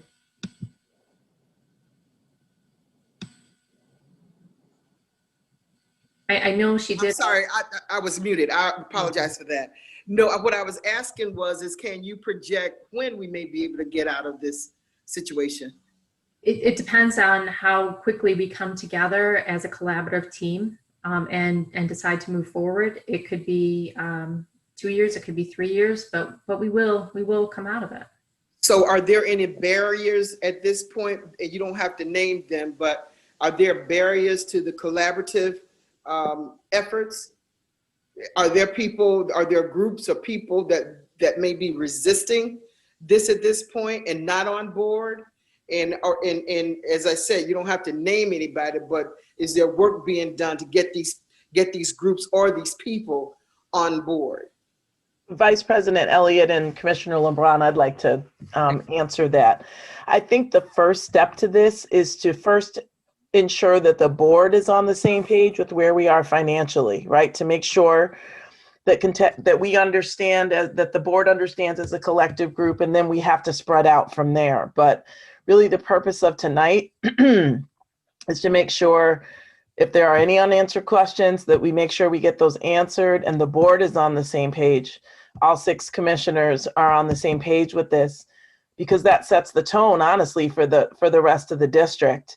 Then next, it is making sure that all of our staff understand, that our union presidents and their executive councils understand, and that we truly are working together. You know, we've been, I think, I don't know if it's denial or we just don't want to accept where we are, but, you know, I've been trying to be as clear without being draconian that, you know, we do have some fiscal issues. I'm at the helm now, so I'm not blaming anybody before me or anything like that. This is something that we do have to deal with. But again, tonight was really to make sure that the board understood and the commissioners had the same understanding about where we stand, and then we move out from there. But that really is the key. Vice President Elliott, you're muted. You're muted. Thank you. So I think the next step. Uh-oh. You froze, Vice President Elliott. decision tonight, I think we will have to have those conversations, whether or not the board is on the same page, because if the board is not on the same page, then you can expect that the people in the district are not going to be on the same page as well. And certainly there probably will be some differences, and that I believe is to be expected, but that the bottom line, we all have to be on the same page with this, starting from the board of directors. And I just don't see us, once we make some kinds of, once we have some conversations, I really don't see us, I see us moving forward with one voice. Once we've established our whatever differences or input that we need to make, then we've got to go forth with a decision from the board perspective. And this is going to be tough. And that's what we have to say to the community. We have overspent, I believe, for the last 20, 30 years. We just cannot do that any longer. And unfortunately, we're going to have some tough decisions to make. Thank you. Thank you. I see President White's hand up. I'm going to call on him and then. Thank you, Commissioner LeBron. I want to add my voice to the voices that say this is a good start. Probably it's more than a start. I know there's been a lot of work that's been done, and I appreciate Carlene's work and the superintendent's work to bring some clarity. But I support those comments that say our goal should be to have an understanding. There's a phrase, knowledge is power, that each of us have an understanding. And through that understanding, we can have some understanding about where we are actually at. So I look at this as a good, I don't want to call it a first step because it doesn't recognize all the work that was put into it. But I do think there are additional conversations. I indicated, I for one would like to have some conversations with the superintendent and of course Carlene, if that's okay, offline. I also recognize, as I think Carlene indicated, secretary are very close. She extended, I'm talking about Speaker Pelosi, she extended the deadline, the self-imposed deadline of today to tomorrow because she's that optimistic.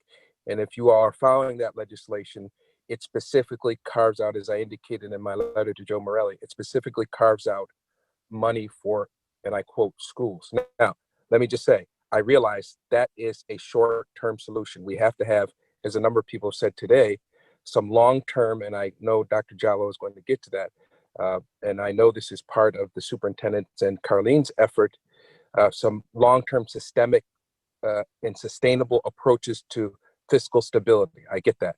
But to Vice President Elliott's question, will we ever get out of this? I agree with Carlene. We absolutely will, with some discipline and with other people, other levels of government, understanding what their role is. And again, I am very hopeful in my conversations with others that people in Washington in particular are going to come through. Again, it's not the long-term solution. We can't build our future on this, but I think the outlook is pretty good given what we're talking about and what the people in Washington are talking about. Vice President Elliott, for what it's worth, I think we'll be okay. Thank you, Commissioner LeBron. Yeah, so I just want to also comment, and then Dr. Jallo, I'll give you the mic. I think I'm going to agree with you, Dr. Myers, that really we have to start at the board, and clearly we're all over the place in terms of our belief of this true deficit.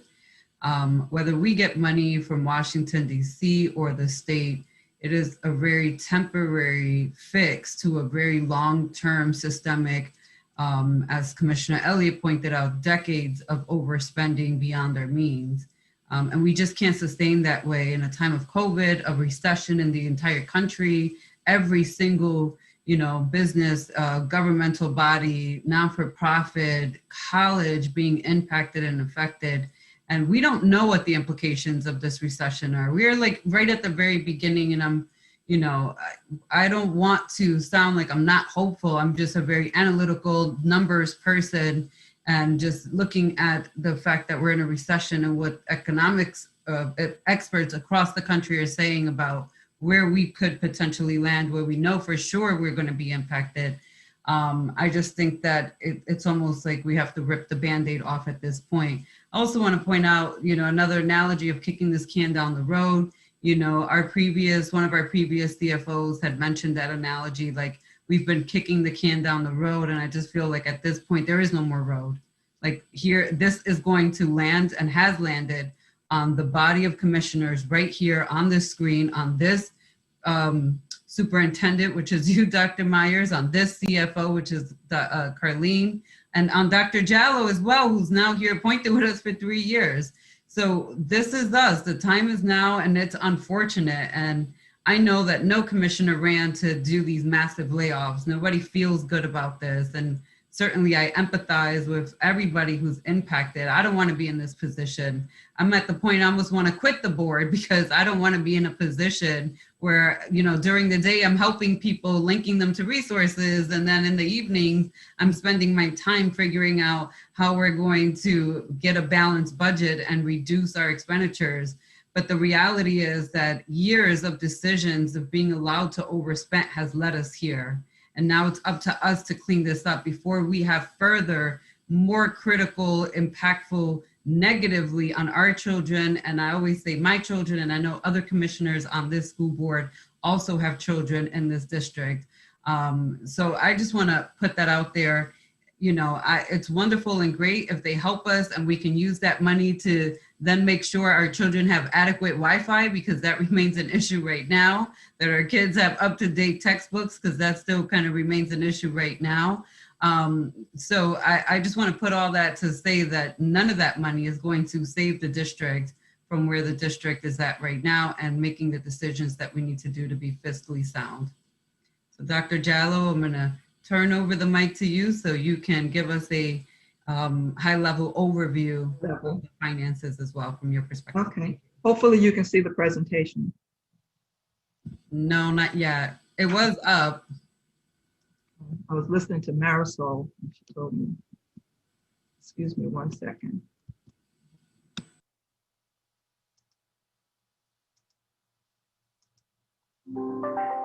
Can you see now? Is it visible now? Yes. So I think I'm going to keep it up like this, if you don't mind. So good evening. I'm going to try and keep this relatively short so that you can get an idea of what it is I'm trying to present to you today. We had a discussion today with Cabinet about this presentation. And so just like how we have to make sure that board members understand where we stand, Cabinet members and everyone throughout the organization need to understand as well. And I too believe that it's possible. I think it is possible in 3 or 4 years. I know 199 million or 117 million seems daunting, but it is possible, but it is going to require some work on our parts. With that being said, I wanted to first give you an idea of, oh my goodness, so sorry.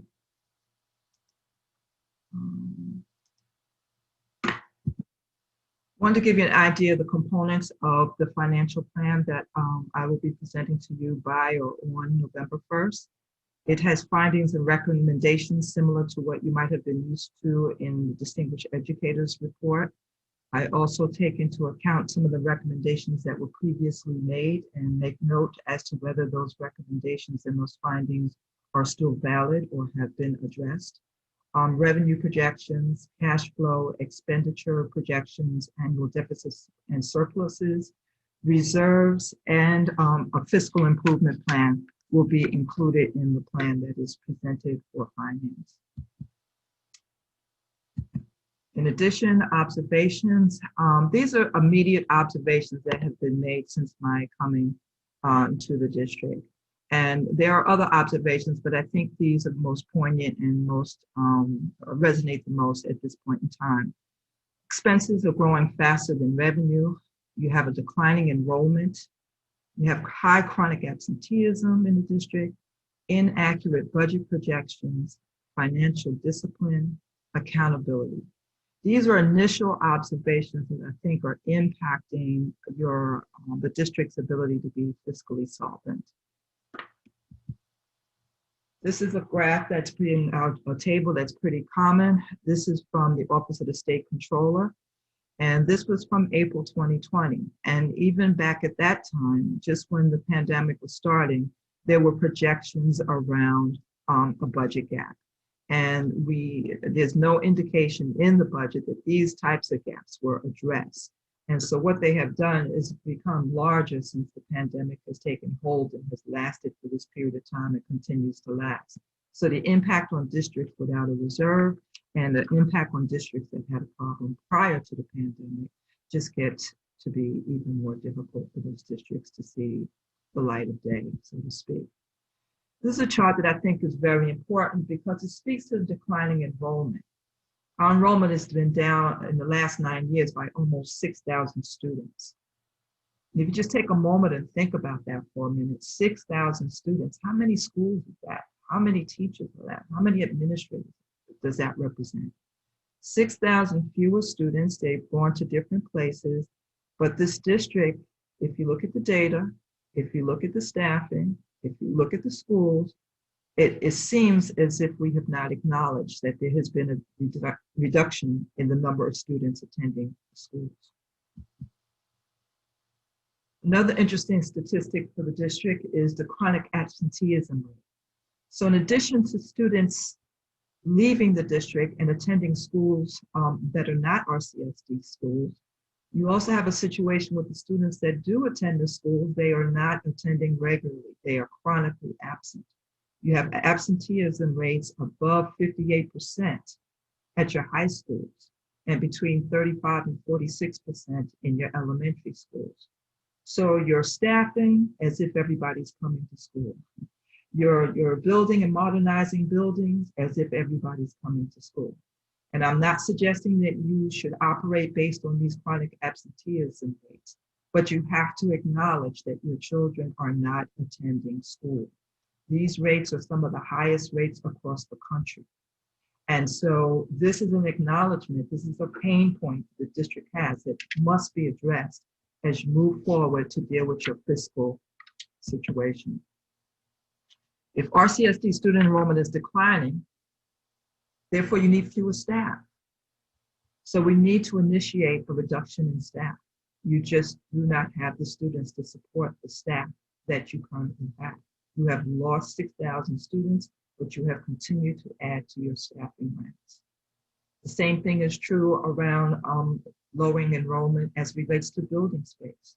Your buildings are not fully occupied, but you support, you heat, you clean, you maintain, you secure all these buildings as if they are full. And so these are just two pain points where one can start to look and start to have conversations around, are these two areas that maybe the district should address in order to think about how to close that $117 million gap. Inaccurate budget projections. This is an area that just keeps recurring. I've read reports about this district. I think someone earlier tonight said you don't need another report, and I would agree. I've read reports since about the year 2000 and before, and unfortunately the same things come up. The only thing that's relative, a little newer, is the charter school tuition. But everything else, with all respect, has been mentioned before, has been written before, has been documented before. Substitutes, we didn't do accurate projections. Health benefits, dental benefits, charter school tuition, retirement that we have to pay to those who have left the district, transportation costs, BOCES. BOCES gave the district information to help them accurately project what the bill should have been, and for some reason, it was not used. Charter school tuition, we made errors there that have cost us money. And we thought that we would balance out and even out because we thought that the kids wouldn't go to charter school, but we were wrong. Not only did we calculate wrong, but now you have more and more students going to charter schools. So we are now in the red as it relates to charter school tuition. So inaccurate projections, not acknowledging our student enrollment, not addressing our chronic absenteeism in a way that helps us financially, are all contributing to the problems that have been shared in terms of our finances by Carlene. Here's another chart. When you compare us to similar districts, look at the amount of money that we are spending on contracts. Those are those contracts that you sign every Tuesday and Thursday night, approving all kinds of services and vendors and so forth and so on. I'm not saying that they are bad, But I am saying when you compare yourselves to your peer districts, look at the amount of money in orange on that top row of the amount of money that you're spending on contracts. I've taken the liberty of infusing myself in that process for the last couple of weeks here in the district. And there are clearly things that the district can control. You can control how well you negotiate. You can control the price you pay. You can control how you evaluate services. You can control whether you're paying for the same thing twice. You can control all these things. And right now, these numbers on this chart, what I have seen and experienced, indicate that this is an area where we can save money if we just control how we do business, how we do contracts, how we negotiate our money when we do contracts, who we hire, how well they do the job, do we hire them back? These are all simple things that can be done to help address the gap that was expressed earlier in the previous presentation. Payments to charter schools. This is comparison to our peers, not in other states, our peers here in this state. Why are we paying so much more? Why are we paying so much more than our peers? Why are we paying so much more in debt? Because we borrow money to pay off other debt. We use debt to pay debt. And eventually that has to stop. We all know that that's not a good practice, whether you're talking about your personal budget or your school and or district budget. And I dare say these are things we can control if in fact we want to control them and remain disciplined.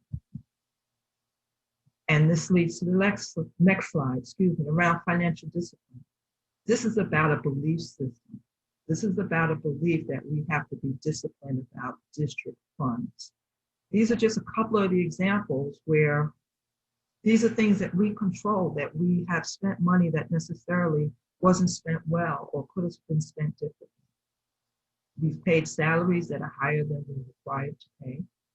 We've paid over for things that were so outdated and old that we had to pay for it 3 times. Vendors, third-party license, third-party vendors, licenses, extra staff to maintain systems that are so outdated that they don't serve our needs in the district.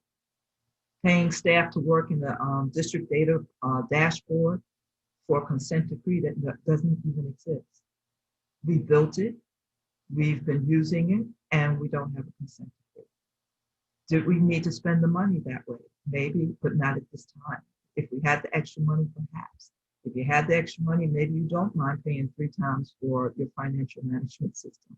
But I would say I'm trying to pull out examples where the district can control these things and control these costs. Why are we paying for so many teachers and 2 literacy programs at the same time? Do we need 2 literacy programs at the same time? I would argue that perhaps you do not. And even if you did, maybe it might be money better spent to pay good money on 1 good system versus 2. And then that last one goes back to the idea of contracts. You have many dedicated community-based organizations and faith-based organizations, and they all have great intentions, but they may not all be able to service the needs of the students the way we need them to be served. So it doesn't hurt to ask the question of your partners, how well are you helping us? Can you give us data to show how well you are serving our students, or how well you are able to meet a need that we have identified for our students? What are the positive student outcomes based on how we are spending our monies?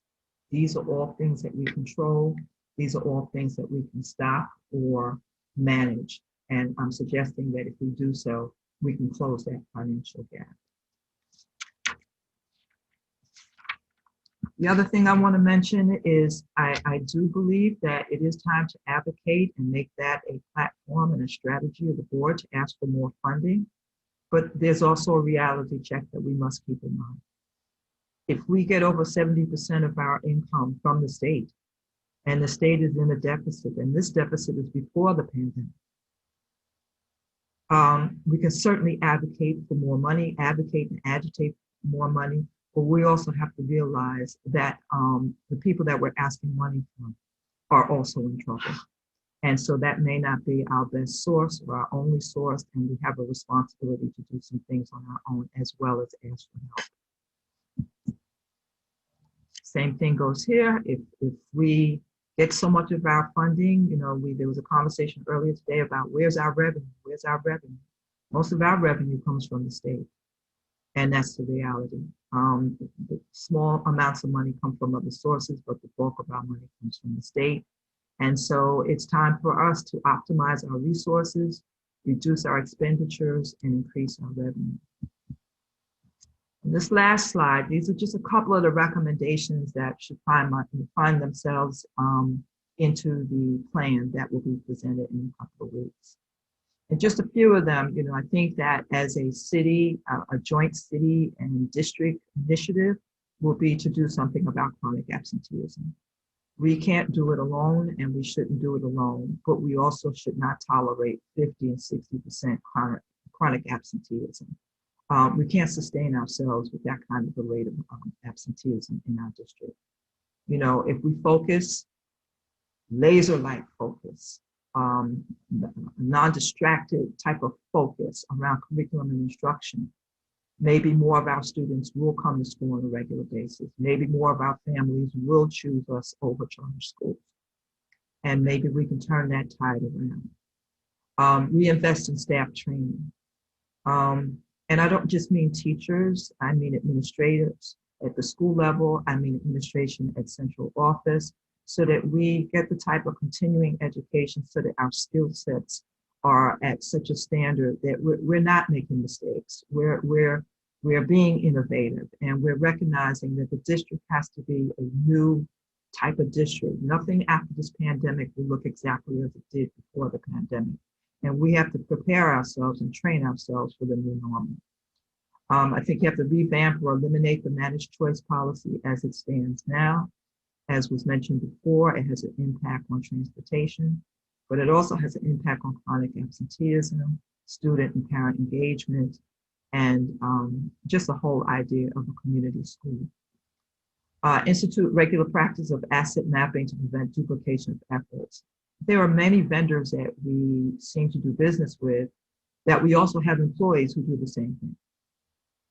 So if you want the vendor to do it, pay the vendor to do it. If you want to pay your staff to do it, let your staff do it. But it doesn't make sense to pay staff and vendors to do the same work.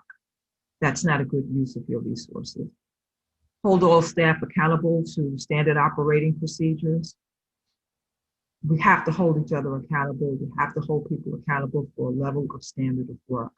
And that's not generally what I have witnessed since my short time here, that is a consistent attitude across the district. Hold your vendors accountable.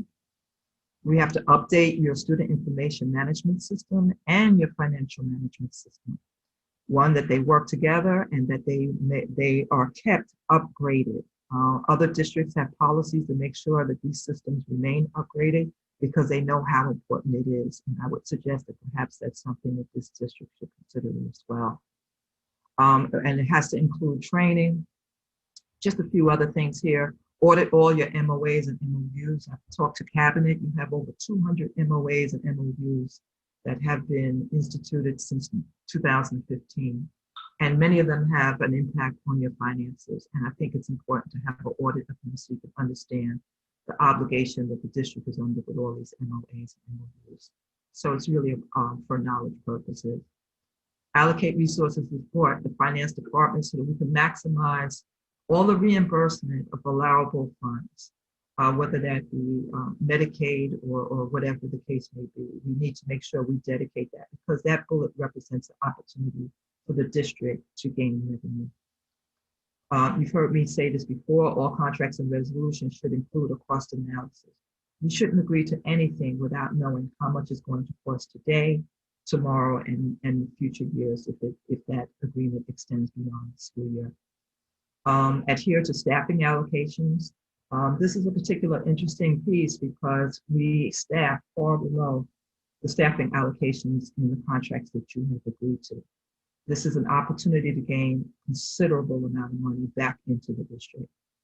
Regularly review your policies, adhere to finance and budget policies, and take a look at your central office middle management, all those positions at middle management, and just do a desk audit to see who they are, what they're doing, and are you using those resources to the best of your ability as a district, or do you need all those people at that location, at that position, or do they need to be back in schools, or whatever the case may be. But I think middle management is an area also that could use a little more attention in terms of what's going on. So these are just some of the ideas, recommendations, early recommendations based on observations, based on meeting with people, based on focus groups, based on reading the documents, et cetera, et cetera. And then finally, it's really back to the financial report is based on state controllers guidelines for fiscal improvement plan. And it's really about reducing your expenditures, generating revenue, and they don't believe that reserves are an option. They believe that that is a mandatory expectation. So I think that that's something that we really need to have. We cannot operate with reserves down around 1.5%, while others are looking somewhere between 11 and 15%. And hopefully, if we do these things right, not only will we close that gap, but we will have money left over to realize Dr. Small's vision and mission and her strategic plan with its priorities. So that's it for now. If anybody has any questions? I'm going to check right now for hands. I see Vice President Elliott, and then I'm going to speak after her. Vice President Elliott. Thank you. I just want to, just a thought that has occurred. I appreciate the presentation, Dr. Jallow. But one of the things I will also put on the table has to do with the fact that if we can do this in terms of managing our fiscal situation, I'm sure that people would be willing to help to support us. But who wants to give to a financially irresponsible entity? And we have been financially irresponsible. We have said, well, we could just go to the state. That's been a part of the organizational culture. Well, we can't do this anymore. So here's an opportunity for us to get this right. And then, you know, people would, I have not been willing to go for more money, specifically only because we haven't done our due diligence with the resources that we got. And it's evident now. Now, if we understand where we are financially, and if there's certain kinds of programs or initiatives that we're interested in doing, then I'm wholly supportive of that. But we didn't know what we needed because we weren't clear, didn't have any clarity. It was all clouded, muddy, if you will, what our financial position has been. And so, you know, in addition to the question that I asked to the budget director, the finance chief financial officer, about can we get out of this? If we do have a plan, and if the stakeholders know that we've got a plan and we are adhering to it, I see no reason why they would not want to support us, and so that our children can compete in a global marketplace. But you know, if we're got $1 billion budget and we're still asking for money and we're not graduating our students at the level to be able to compete in this marketplace, then why would someone want to give us additional dollars? And so I'm glad again for Dr. Jallow's presentation that the chief financial officer made. And if we can begin to show that we are adhering to these plans, I believe we'll get as much support as we need. Thank you. Thank you. I want to respond to that because I 110% agree with your statement. My brief time here and having opportunities to meet with focus groups and meet with community and business leaders around the area, people are kind of standing ready, willing, and able to help, but they're kind of a little bit on the fence because they're not quite sure, you know, if they're going to be investing in something that they will see realized in some kind of outcome for students or their families or graduation or, you know, whatever the case may be. So I think there are a lot of people watching to see what the district does and how they progress, and is it going to be business as usual, or is this going to be different? So I do agree with you, but I do believe that it can happen. I actually see some additional hands. So I see Dr. Myers' small hand and then President White. So I'll go in that order. Sure. Thank you, Commissioner LeBron. I just wanted to say that this has been an interesting journey the past almost 5 months in Rochester. And I've been, hit the ground running, and I've been learning a lot about how the district runs, what are the systems and structures that are in place, what are the programs that we have, staffing, but, our focus is on finances tonight. And, as Dr. Jallo has been meeting with me and sharing with me her findings, as she shared, she has met with many, many individuals, both and stakeholders, both internally and externally. And honestly, some of the things as a newcomer to me have been difficult to hear. So those who have been here longer than I'm sure this is incredibly difficult to hear. We do have some hard decisions that we're going to have to make.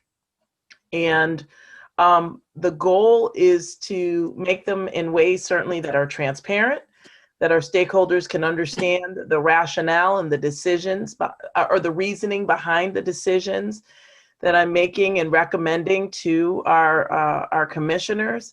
But, the bottom line, as Dr. Jallo outlined, is we have a responsibility to make sure that students are meeting or exceeding standards, that they're graduating, that they're coming to school with regularity. And they're coming to school with regularity because they're coming to a program that is valuable, that's meaningful, and is getting them prepared for, college and college career, etc. So again, I just need to reiterate, the goal tonight was, one, to make sure you could see that certainly where we are and what our current financial picture is to the best of what we know, because some of this continues to move. Also to see that we are working in concert with Dr. Jallo. And again, some of the things, it's just been hard to hear. I think the other thing that's important to point out tonight, as she said, with our bargaining, our agreements with community-based organizations, is we have had some long-standing relationships with organizations. And we need to relook at that. We had the conversation today that we need to look at that and see, are there duplication of efforts? Are there things that we can handle in-house, or if we have them happening outside and in-house? So that's a duplication. And so we're going to have to relook at things. We've been saying the statement where it's no longer that we need to, think outside the box. In some instances, we have to completely blow that box up and really insert new frameworks. And it's going to require the board, it's going to require our staff to really stop thinking about the fact that this is the way that we've always done it and this is very comfortable for us. We're going to have to really be very flexible. We're going to have to figure out how to do things innovatively. I think certainly being in a remote environment has made us look at certain things. Or forced us to look at things differently. So it's my hope, and as Carlene said, this is not meant to be a tense or an adversarial conversation. Our goal is to work with each of the commissioners, make sure they understand. And again, we need to be rowing in the same direction with this, but we do have some difficult decisions that we're going to have to make. And we're going to have to, stand by those decisions. But I feel like we can stand by them if we're transparent and we're giving the reasoning. Now, people might not like that reasoning. But I think, as long as we're providing those definition of terms and we're being transparent, we're going to have to move forward. Thank you. Thank you. I'm going to call on President White, and then Rebecca, I see you raise your hand, so you'll be after President White. Calling in order. Thank you, Commissioner LeBron. Dr. Jallo, I want to say that so far, I know we haven't seen your full report that you will provide to the SCD and to the board, but what I like about it is the degree in which the specificity of it. There are micro level suggestions, not grandiose just grandiose criticisms, but specific areas in which we need to look. I think that will be extremely helpful, because in the past, the criticisms, like some of the solutions that came from the administrations, were rather general. And again, the solutions and the criticisms. What I saw today was a sort of a micro assessment of what is happening in some instances on the ground, and what we might need to do in specific areas to address some of those issues. So I like that, because I find it different than other sort of quote unquote criticisms of the district. The other thing it's a quick question, and you may not have Can I jump in for a minute? Can I jump in for a minute on that? Sure. I really appreciate you saying that, because I've sat where you are sitting. I've been in districts where people come in and tell us what to do to get better or change or reduce that. So I know what it feels like, and I know how people can come in with the best of intentions, but their suggestions are so generic, you come back another year and find yourself in the same place. And that's what I would hate to have happen here. So I try to be as specific and get as much input to make sure that I'm understanding, and what I see is making sense on both sides. So I really appreciate you saying that, because I think that's important for us to work together moving forward, that we're that level of specificity, so we don't get confused and lost. So thank you. Well, thank you for saying thank you to my thank you. But in addition, I want to just sort of piggyback on that. I think, some people have reflected that some people have a tough time hearing this. No, not if there's the degree of constructive suggestions about what we can do to avoid, as you say, sort of having a Groundhog Day. Because what has happened is people have given these broad assessments of the district, not really gotten into, and and this is my question, Commissioner LeBron, we attempted as best we could to provide the specificity in response to the Distinguished Educators Report, right? And so my question is, and it's not intended to be a criticism, but and if you can't answer it tonight, that's fine. How do you see, and I know you're probably prepared for this question because I've talked about it a couple other times, and the short answer is fine. How do you synthesizing, if you can, your ultimate recommendations, the strategic plan that our superintendent is coming up with, and with that document, that action plan that, as you know, we spent a lot of time working on. Do you see a synthesis of those, or do you see them as separate documents? How, or do you just see your document as a standalone document, and that's where we got to go? I know that a real effort was made in two areas. For me personally, I've of course read both documents, and so I made sure wherever possible I've incorporated what was said previously. So my report is going to be mostly charts and tables, and it'll say after each finding whether this is an old finding from the DE report that I'm bringing her, or whether this is a brand new finding, or whether this is a modified finding. So you'll see specifically whether the finding is new or from previous, still a work in progress, so to speak. And the same thing for the recommendations. You'll be very clear.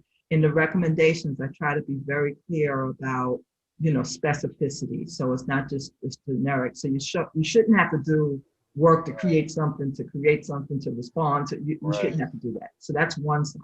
On the other side, I know Leslie and her team went through and just unpacked the DE action plan and have made sure that it's part and parcel of the strategic plan. So the ultimate goal is to have the strategic plan drop right into the academic plan, so it all comes together as one document. So I think we did a pretty nice job of making sure the DE 84, whatever it was, recommendations are noted where appropriate and forgotten where appropriate, and that the action steps are infused into the strategic plan. Thank you, Dr. Jallo. Rebecca? Thank you. Hi, Dr. Jallo. Thank you for being so clear with that. It was very helpful. I was wondering, and as a parent, I've always struggled with understanding enrollment and how that affects charter schools in the back and the forth, and especially in the finance end of it. Is there going to be some depth on that that can kind of explain it. So from where we're sitting tonight, when a family decides to go to a charter school, that money follows the child. Right. So when they leave us, they go to the school of their choice, and whatever, I think it's 13,000 something, whatever, don't quote me, goes with that child. And so that's 13 something thousand dollars less that the district has. But when that money leaves with the child, you still have the building, you still have the teachers, you still have all the infrastructure, the rules and regulations that you must adhere to, but you have lost a portion of the monies that you originally had because that money has gone with the child. And so as more and more people make that decision, it's less and less funding available here for you to do the things within the district that you might want to do. With your more formal presentation later on, are you going to show the numbers of how the charter school enrollment has affected the district? Because they did see. I think, yeah, I'll probably make sure that it's part of the financial plan, because that's where you really see it hit the most in terms of the monies leaving the district. So yes. And there was a bit of talk about how we don't want to close schools because the concern is that in the mayor's office that they're concerned with getting new charter schools and allowing those new charter schools to move into empty schools. Right. So, figuring out how to combat that. And I would just. I think there's multiple ways to address that. One way is to make sure that the work that you'll see through the strategic plan is allowed to flourish, because there's a commitment to teaching and learning. There's a commitment to curriculum instruction. There's a commitment to building up the high school. There's a commitment to CTE. There's a commitment to enrichment and good instruction. And those are the things that most families want for their children. So if we can do that, I hate to use these terms, but we become competitive. We become a viable, good option for families to select for their children to get their education. So that's one way to address it. Can't join them, so beat them. And how do you beat them? With great instructional programs, great teaching, great teachers, great schools, right? The other way to do it, if you can see past your differences, is to collaborate. And maybe you share a building. Maybe you, so that you don't have to lose a building or close a building. I don't know who's opening up all these charter schools. I don't know where the money's coming from, but maybe that's another way to think about it as well. But there's some strategies there, but you have to do something, because right now it's not in our favor financially. Thank you. Mm-hmm. Rebecca, I also just want to add, part of our new reporting in this committee for finance, and you'll see this at the next finance previews as well, is that we are looking at the charter Reciquit form. I forget the name of it right now, but we do look at charter enrollment, what we're paying out, where we're at. And that was also driven out of the state auditor's final findings about recommending that we start observing those numbers as a full board. So you'll see that actual report in the next meeting. And we can also discuss more in depth a little bit about charters if you want before that report is presented to the next finance meeting. We can spend time there talking about it too. Commissioner Powell? Thank you. Dr. Jallo, I was really heartened to hear what you had just said about competition in charter schools. And from the very beginning of charter schools in New York State, I have believed that the only way that this district was going to be able to survive the onslaught of charter schools was to see it as a competition, and for every one of our schools to compete for the students in their neighborhoods, which sadly they've just never seen that as their mission. But that aside,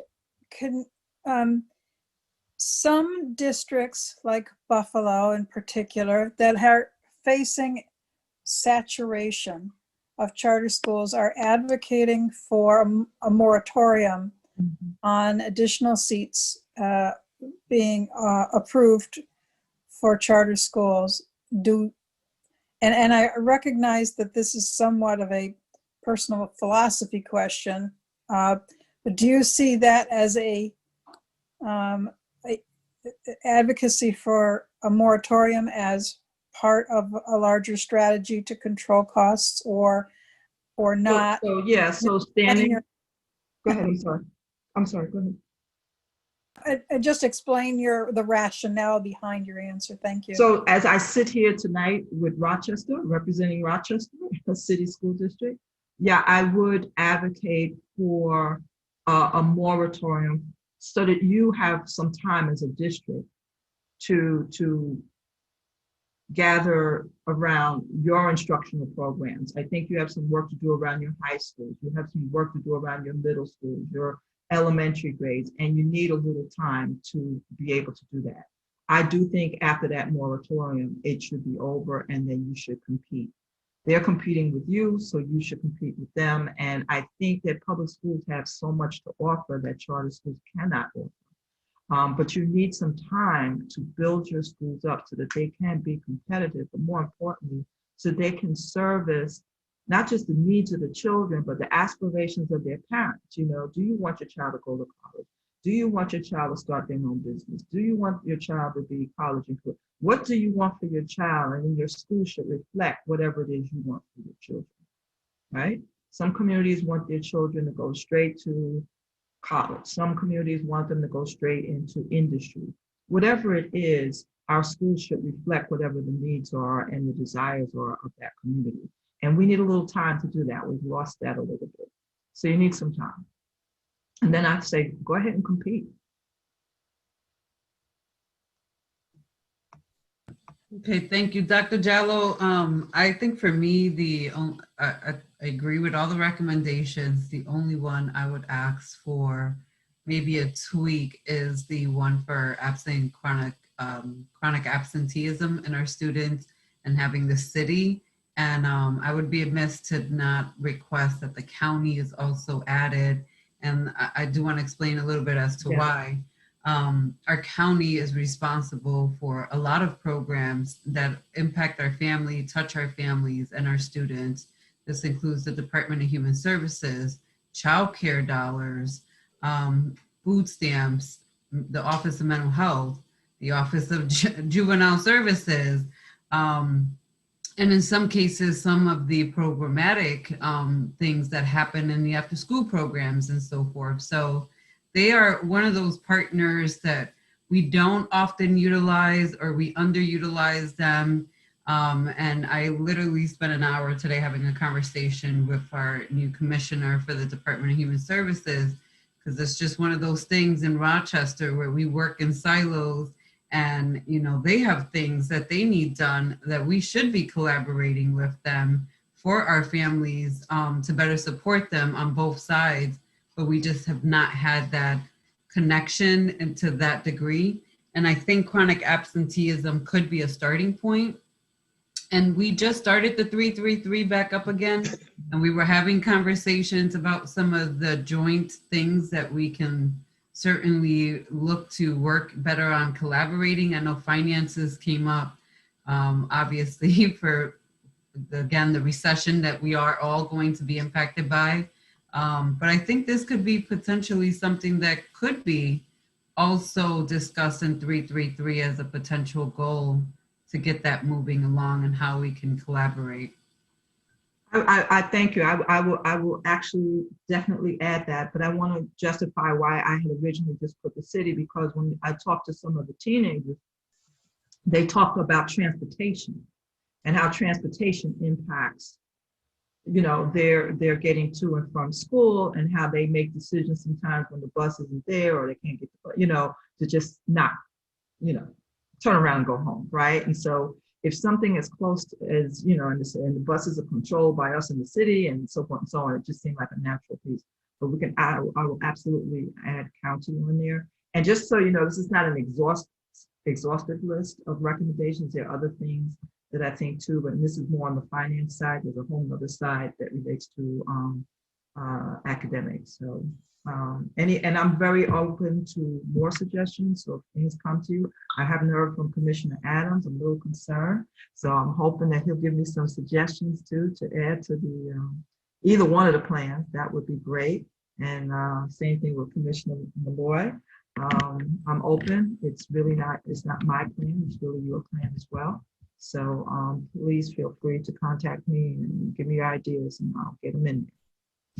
Ricardo, Mr. Adams raised his hand. So Commissioner Adams, I want to hear it.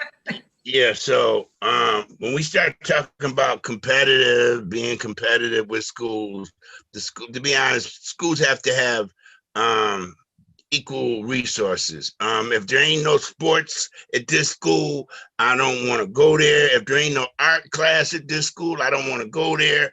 Until we can get our schools to be pretty much on the same level, because we got these special schools in the city, man. So people are traveling 3 and 4 miles to get to them. And it's the answer to several things. Not only will it keep, first of all,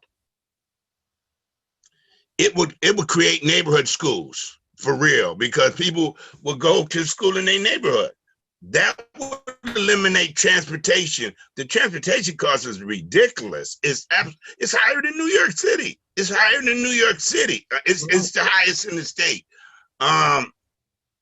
Also, the absenteeism is affected by that. If you're going to a school 3 or 4 miles away and you miss the bus, you're not going in there late. You're just not going to school that day. You're missing out because everybody don't have transportation. So I think as a solution, we need to be focusing on balancing these schools out, man. Making them I don't even know the word, making them desirable to the parents and to the students. We have to get them resources in there. That's all I just had to say. I'll get it in the plan. I'll get it in. But this is an example of how we can look at schools and the district differently. So you miss the bus. So you go back home. We now have a whole infrastructure that's virtual. Are you still absent if you go back home and you get online and you go still attend your classes? Have we thought about that? Would that be a way to combat chronic absenteeism? Or are we still thinking in a traditional way? You didn't come through the door at 8 o'clock, so you're out, you missed, can't do. So I just encourage everybody at the board level, cabinet, and school to just think of education slightly differently. This pandemic, as bad and sad as it's been, is an opportunity to look at schools and education in a different way. I mean, colleges are doing it. I think we have to do it as well. Commissioner Malloy raised her hand too, so. All right. Great, thank you very much. First and foremost, Dr. Jell, I just want to say thank you so much for your presentation. Obviously, you've put a great deal of work into this, and so it's much appreciated and needed at the same time. Not to quote my favorite Yankee, but Yogi Berra said, "It's deja vu all over again." We've heard this before, and we heard this a year ago from our prior superintendent as well. So this isn't new information. We have to make sure that we aren't repeating it. Of particular, I guess, interest for me would be, as a district, looking at our managed choice policy and advocating for state aid, clearly. But the managed choice policy, I think, is bleeding us dry in many ways. And as just to,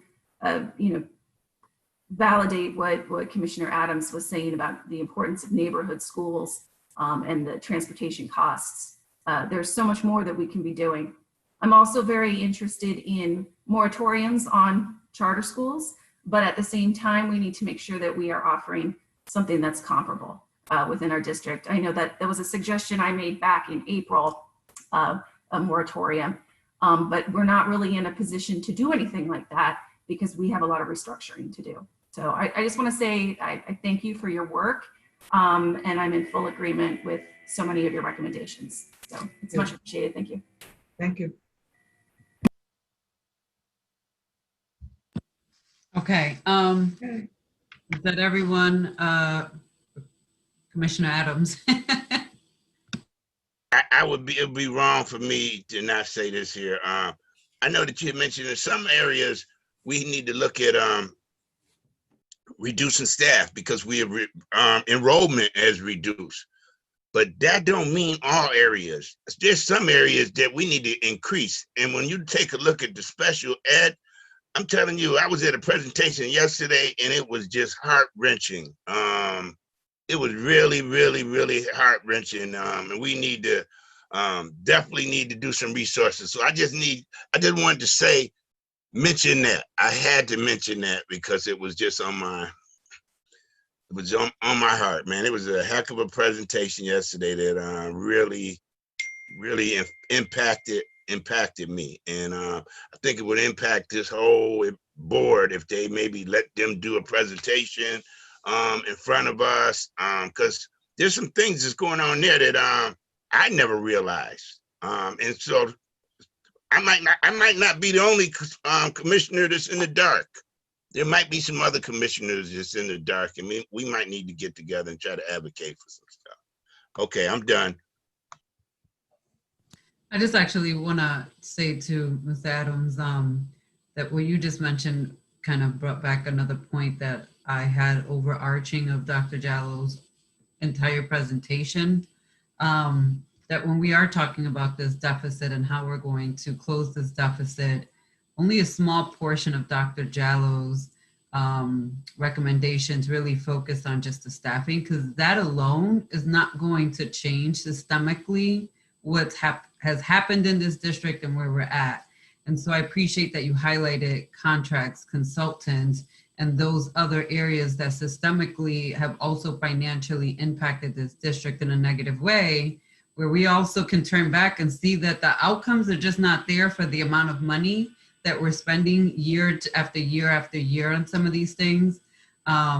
So I don't want people to just walk away thinking we're going to do this major exodus and that is what's going to solve the issues in the district. It won't. It is really a systemic issue. It is a policy issue. It is a lack of not following some of our own financial policies internally and not having those controls in place or not following the controls that are in place. And just saying, okay, well, I'm going to allow you to do it this time. And then that has just turned into the new norm and culture. So it's a layered issue. And I just want to let folks know that it's not just an exodus of staff. It really is a much deeper systemic issue in this district. So I appreciate that your entire presentation addressed a lot of those themes that we are constantly talking about. Dr. Myers, did you want to respond? I thought I saw you unmuted. Oh, no, I'm good. A lot of what I wanted to say was reiterated, so no need to reiterate reiteration. I'm good. All right. So that's it. We have one more item actually to discuss, and that is the new budget calendar. And so I don't know if Kali is on. We also have the policy transfer, the budget transfer policy. Two more items, but also before we even go into that, can I just get a motion now to move the finance report to the board business meeting? So moved. Second. Thank you. All those in favor? Aye. Aye. Aye. Elliot, did you get that? I did. All right, thank you. I wasn't visible, so I'm saying aye now. Thank you. Thank you. So actually, let's go right into the policy first, because there's some things I want to go into in the budget calendar. So are you going to pull up the policy draft here? Yes. Okay. So thank you to Kalia for finding this recommendation from NISBA. Is that where you got it from, Kalia? It is, yes. Yeah. So NISBA did have a draft policy, an example for districts to pull from to review on budget transfers. And this is what it says here. So both Carlene and I had some conversations in the previews.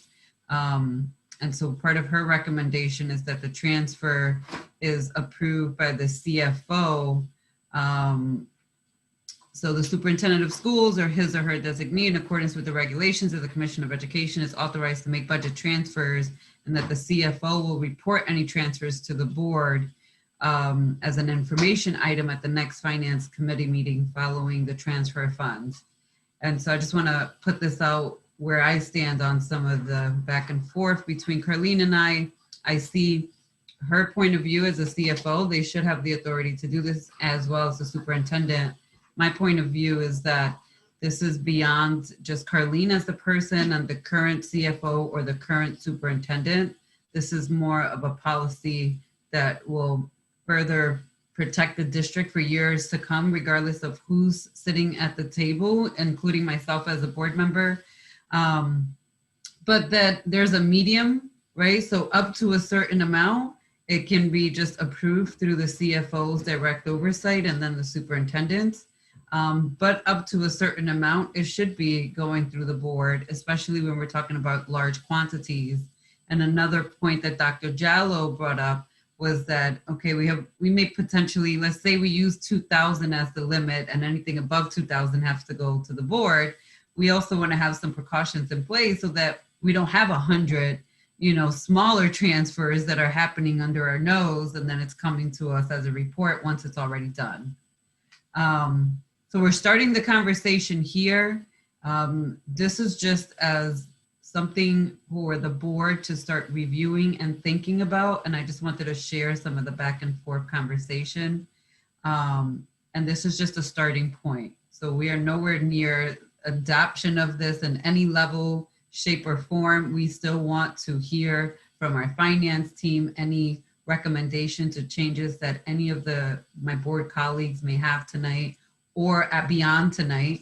So you're going to see this as a standing item on the next finance meeting and the next finance meeting until we collect all the feedback and then potentially transfer it over to the policy committee to then move it through that process. I don't know if anybody has any questions right now. Okay. So that's it, Kalia. You could take it off the screen and pull up the new calendar schedule. Thank you.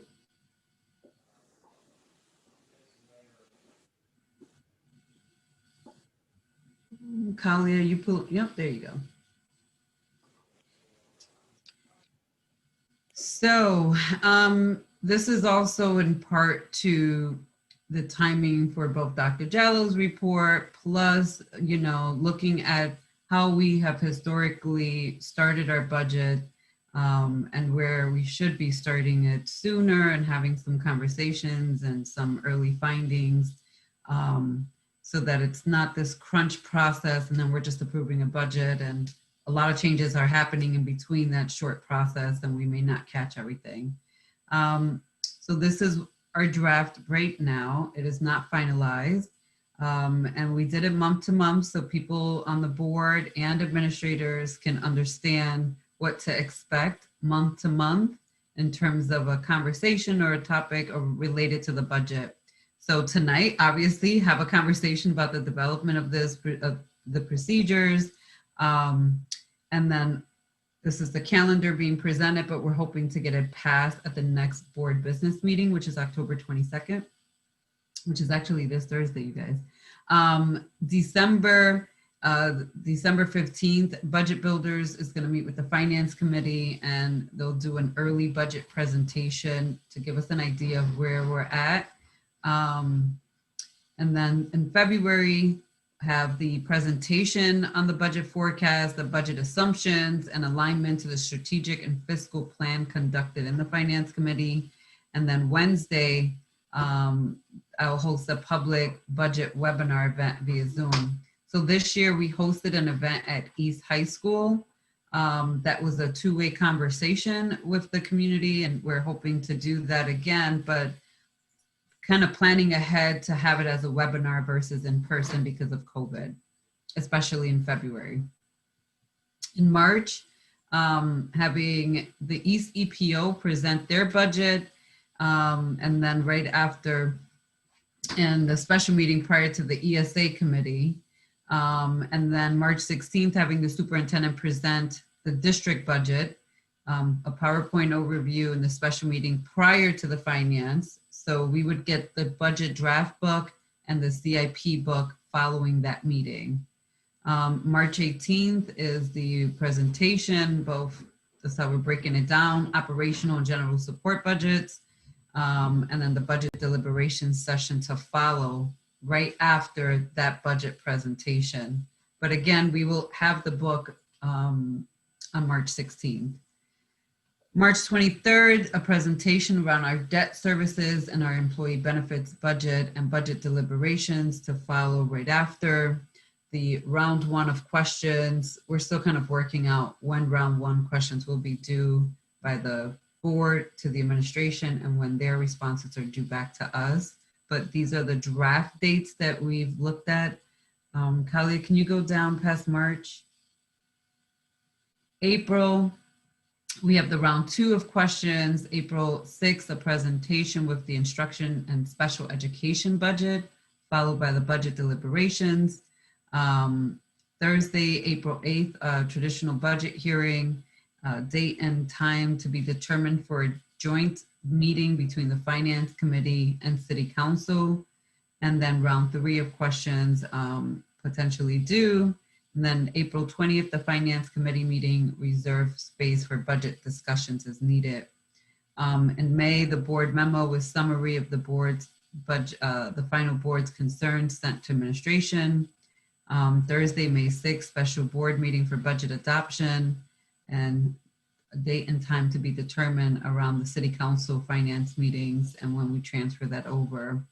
And same for when they set the date, and apparently they set it 33 days before City Council approval, so it has to be sent over. So some of these dates are still TBD because we have to wait on the city to set some dates. And so same with June, we anticipate that we would approve the budget, but then City Council will still have their normal timeline to approve the budget, which is typically done in June.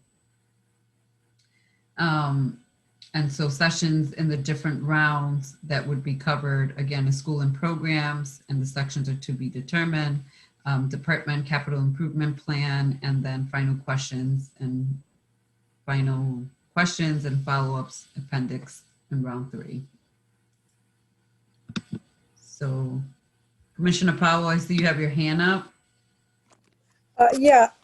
On the calendar back in March, you know, for the last several meetings, I've been articulating concerns about the CIP not getting into the budget, or when it's presented with the rest of the budget. So would it be asking too much to have the CIP not just included in the budget, but presented? Talk through the schools that are in queue to get CIP work done, so that we hear it out loud rather than just have to sift through the CIP. It seems like if we just leave it to my articulating it as a concern, the same thing's going to happen at the end of next year, and we're going to get it just before our last deliberation session. Same as always, even though the concern was raised, this year, because I didn't just raise it this year. I raised it previous years too, and we had essentially the same outcome year after year.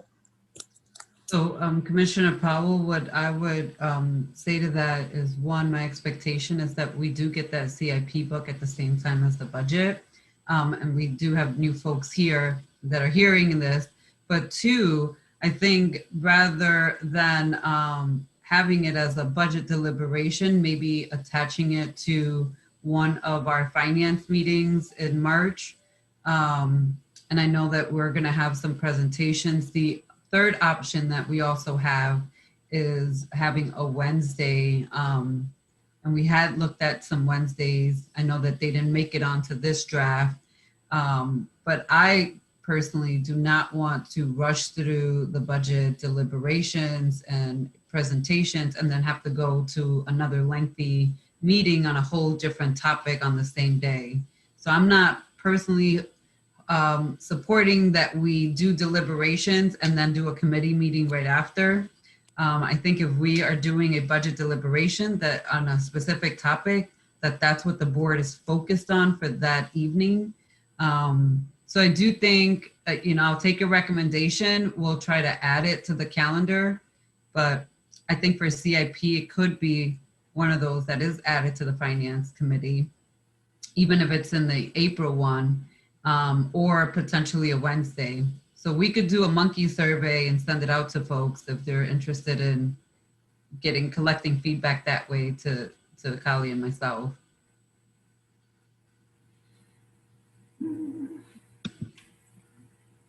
I have a question.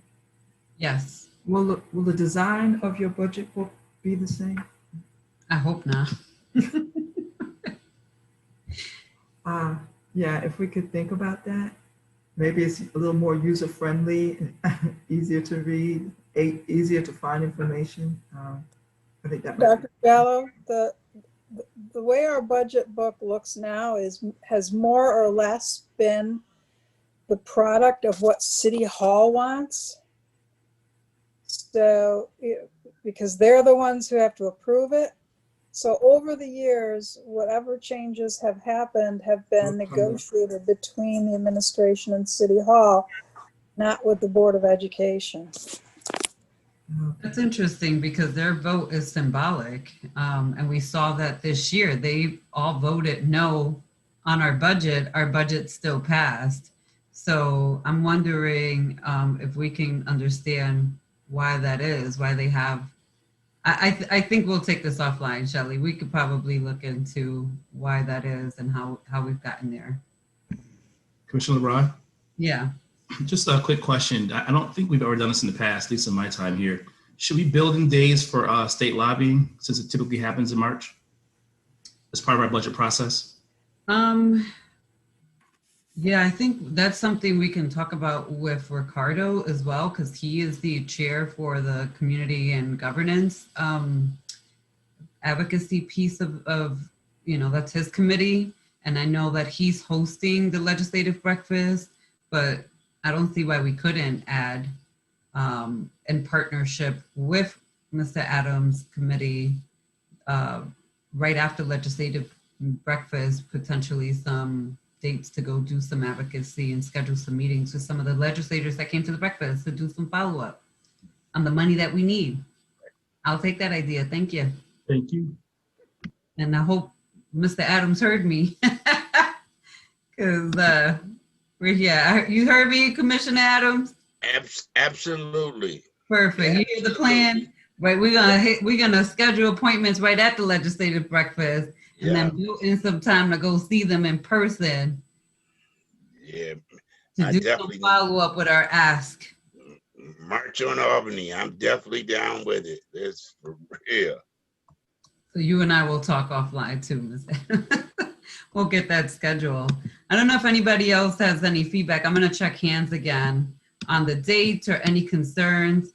And like I said, we certainly can send a Survey Monkey out around the CIP to see when it would be a best fit and have those folks come out and do a presentation on it. I'm not opposed to that. I don't know if anybody is, but and Carlene, we hope you get your folks to give us that on time this year, because Commissioner Powell is right. We did get it at the very last minute and doesn't leave us an opportunity to ask some clarifying questions, and then it's a large part of our budget that kind of doesn't go through the same rigorous process. Absolutely. So Van, did you have your hand raised? No, I did not. Thanks. Okay, so if nobody has any additional questions or changes that they want, I'm going to present the budget calendar for adoption in the next board business meeting, which is this Thursday. So if you think of anything from now to Thursday, please reach out to Kali and myself and Carlene, and we'll make whatever quick adjustments we can make. We just need a motion really quickly on that. Yeah. Motion. Second. Second. All right. All those in favor? Aye. Aye. Thank you. And that completes the finance meeting for October at 8:54. I'm 10 minutes behind in my mind, you guys. 8:54 p.m. Turning over the gavel to President White. Thank you. Thank you, Commissioner LeBron. I think, Madam Clerk, the only thing we have left to do is to go into executive session. Is that right? I heard that there was a last minute request regarding a personnel matter. Is that right? Correct. Okay, so what I'll need is a motion to go into executive session for the purpose of discussing a matter related to the terms and conditions of a particular employee. Motion. Thank you, Commissioner Malloy. Thank you, Commissioner Adams. All those in favor of going to executive session to discuss the motion brought by Commissioner Malloy, seconded by Commissioner Adams, indicate so by saying aye. Aye. Aye. I think the ayes have it. So we'll go into executive session. Folks watching this board meeting, thank you for taking the time out of your very important schedules to listen to some really important stuff. I think you see some progress, some identification of what the road looks like ahead. That's always a good sign for this district. So stay tuned because we intend on getting to our intended journey. But in the meantime, you all have a safe and secure evening. God bless, and we'll see you next time.